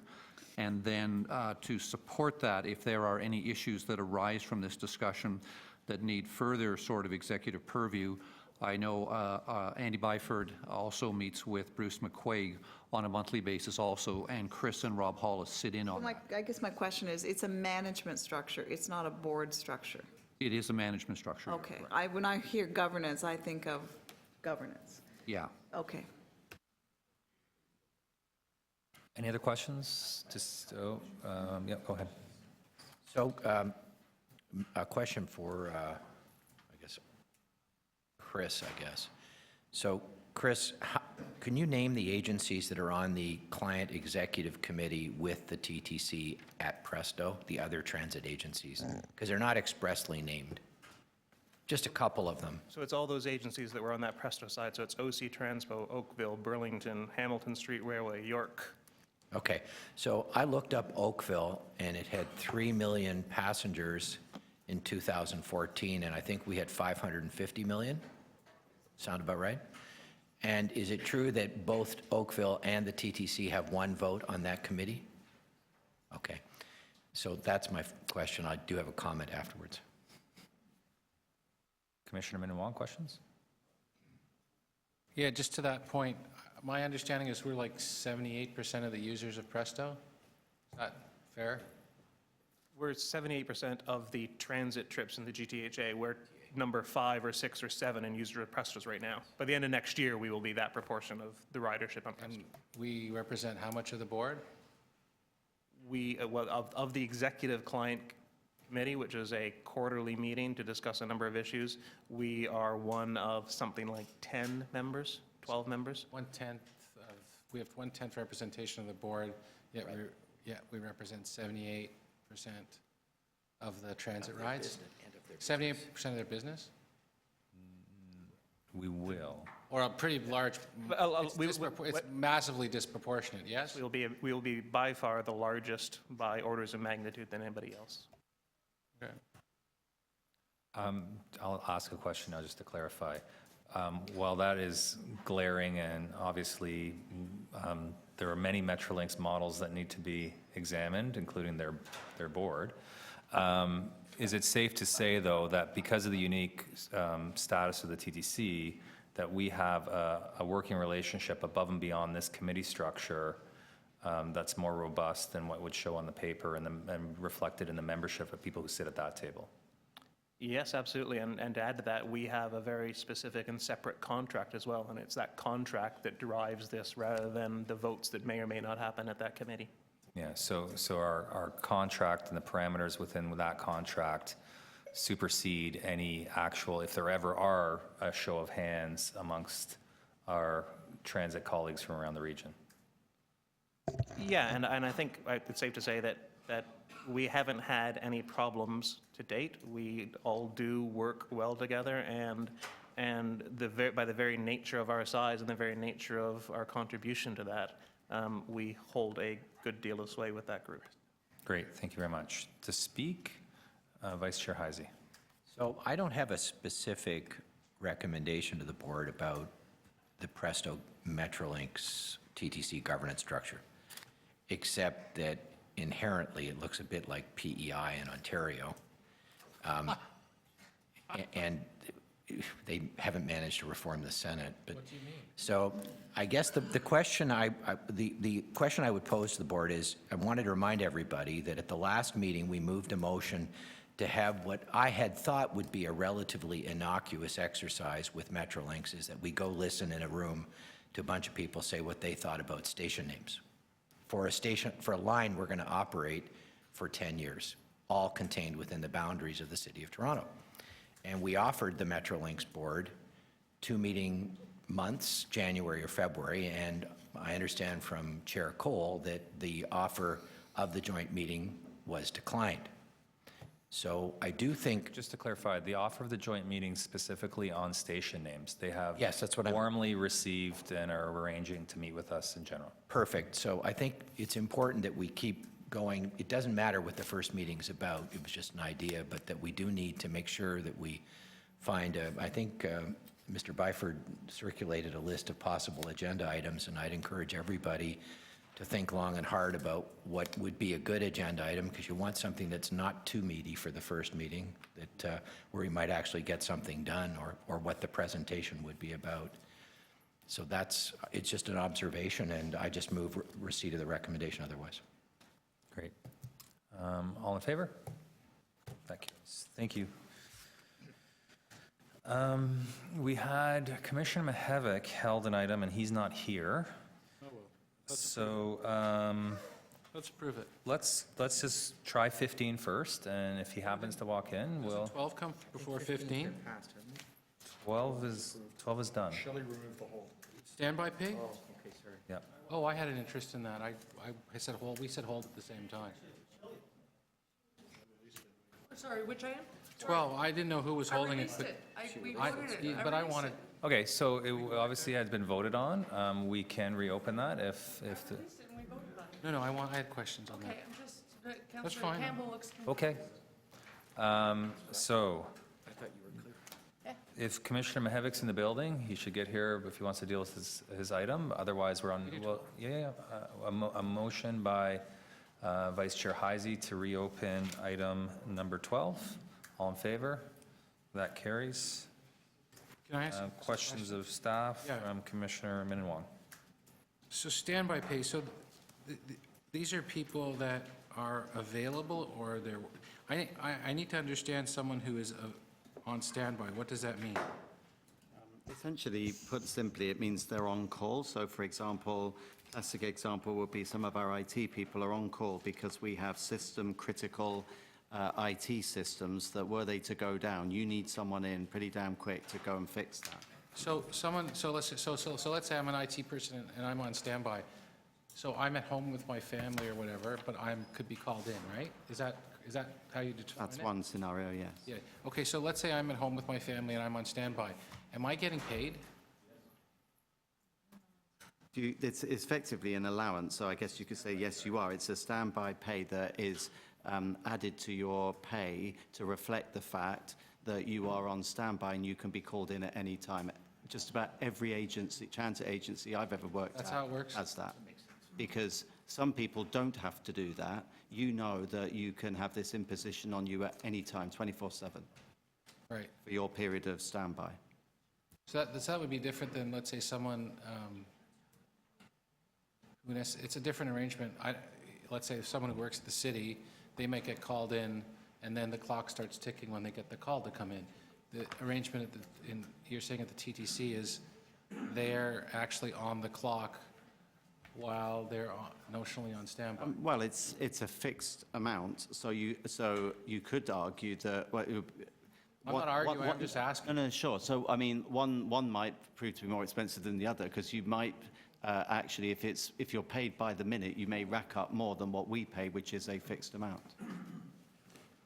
And so is this so do they get these people get, are they on a salary, most of them on a salaried arrangement, or are they on a per hour arrangement in terms of their compensation? Like, I'm just kind of trying to figure out, because I've never experienced this before. Is this, do they get a percentage of what they might normally get per hour? Like, how does it work? I think it's done by job type, but is Gemma still here? Could someone answer that? Gary? I don't know all the specifics. Yeah, when they're on standby, they get $3 an hour, and they are required to be accessible by phone and answer the phone. They get $3 an hour? That's it? No, I just think that's kind of a little silly. I mean, I was expecting that they would be making like, It's like what counselors get paid hourly. well. If they all make $3 an hour, I got I really don't have any complaints. I thought it was like a significant sum that we're making. No. So let me ask, so these guys are on, so you have to have people on call 24 hours a day available to do this type of work, and that's what these people do, right? Yes. We don't have work for them 24 hours a day. Right. They are required in an emergency, so they're guaranteed available. They're guaranteed. To come in if required. So they have to maintain fitness for duty and and have their phone with them or whatever and be available to immediately come in as required. Oh. Sorry, which? No, they have to be fit and available. Oh, okay. All right, and then, so the entire amount per year is $859,000? Yes? That was the total amount paid in 2014, correct? Okay, thanks. I just didn't completely understand it. That's good, thank you. Great. Other questions from Commissioner Campbell? So you indicated that there's a wage that they're paid when they're on call, and then what happens when they're called in? And is that amount included in this 800,000? No, that amount's not included in here. Standby pay is $3 an hour. When they do get called in and they come in, they get their regular time and a half for overtime. So they're off the $3 an hour. They start on their regular overtime. When they finish the work, they go back on call. And I guess what's missing from the report, it indicates the amount paid per cost center, but what's missing from the report is an indication of how frequently this occurs. Oh, that's a good question. So we know, so we're paying all of this standby pay to the tune of $866,000, but there's no indication as to whether or not it's money well spent. Can you comment on that? No, this just simply tells what it's required, and when we budget for it, we have to explain, when we put it in the budget and we actually budget for it, we have to justify the need for it at that time. Is there a mechanism in place to determine how often these people are needed when they're on call? Is there a measurement in place? There is what they do when they do the justification for it. They're looking at the number of calls that are required, that they assess the number of call times they're called in, and they assess the criticality of those calls. So if it can wait until the Monday, then they make that decision. But if So I'll give you an example. hard to come in. I get that. So the thing is that we spent $89,600 for building equipment supervision and, you know, the related standby hours. And what I'm wondering is, does the TTC know, Cost Center 707, does the TTC know how often those people were actually called in to justify that expenditure of $89,000? And I guess the other part is, not only do we know how much, but was it worth spending $89,000 to have those people on call? Did they save us more than that? Those are the questions that I have. I'm not sure if we have it now, let's answer it. If we don't, we'll take it away. Yeah, I don't have it right now, but we do have that information available. Thank you. This audit didn't ask for that. Could I then just also ask, but wouldn't there be some cases where whether someone was actually called in or not is not relevant? It's because of a certain safety or redundancy that you have to have in certain roles that they may never be called in ever, and we still have to provide that backup. Yeah, like the second pilot, as Vice Chair Heisey just said. And so I think we still need that information, but are there situations where we have to, by regulation or health and safety reasons, that... Yes, because, for example, if you had a particular incident for which evidence is required, so then therefore needs to be photography, or if you needed to have some skill set that you don't need all the time, but you do need to be able to call upon it, that's why we have these people on standby. I mean, it varies from agency to agency. I used to be what was called a duty officer at the Tube, so 1 week in 8 I was on call. And it's 24/7, and you have to have your phone with you, no drinking, stay fit for duty, stay within the confined City of London, or pretty much close proximity, and be ready to drop everything. And because of that imposition, I was paid an allowance per year at the Tube. Okay, I think there's another question. Okay. Are you, just before we get to comments, are you comfortable if staff reports back to that, or do you want to move a motion? Sorry, what's that? It already came through audit to here, so maybe we should just give a direction to staff, not move a motion, to provide some just further detail as per the questions that were asked today. Okay, just to speak to this, otherwise? Commissioner Carroll?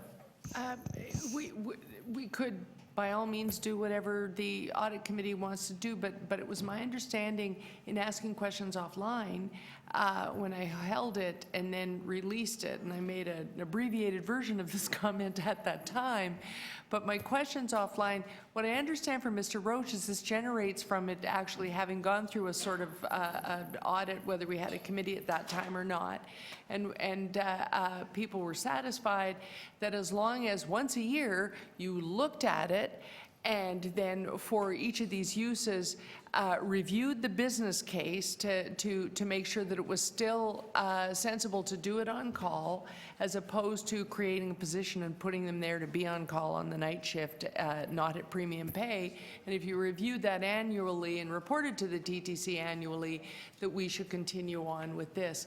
At that point, I was satisfied that, okay, I'm going to see this report every year, and when the hair stands up in the back of my neck, we'll do something. But if refreshing that report so that people know that fully that's the procedure, I'll support the motion. Okay, someone want to move the staff recommendation?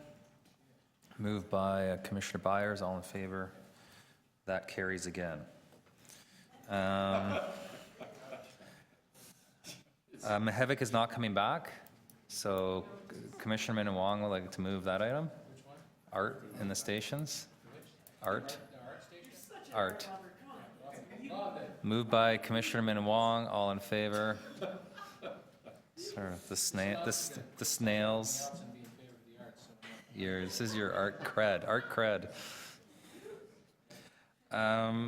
Held by Commissioner Carroll was item 15, I believe.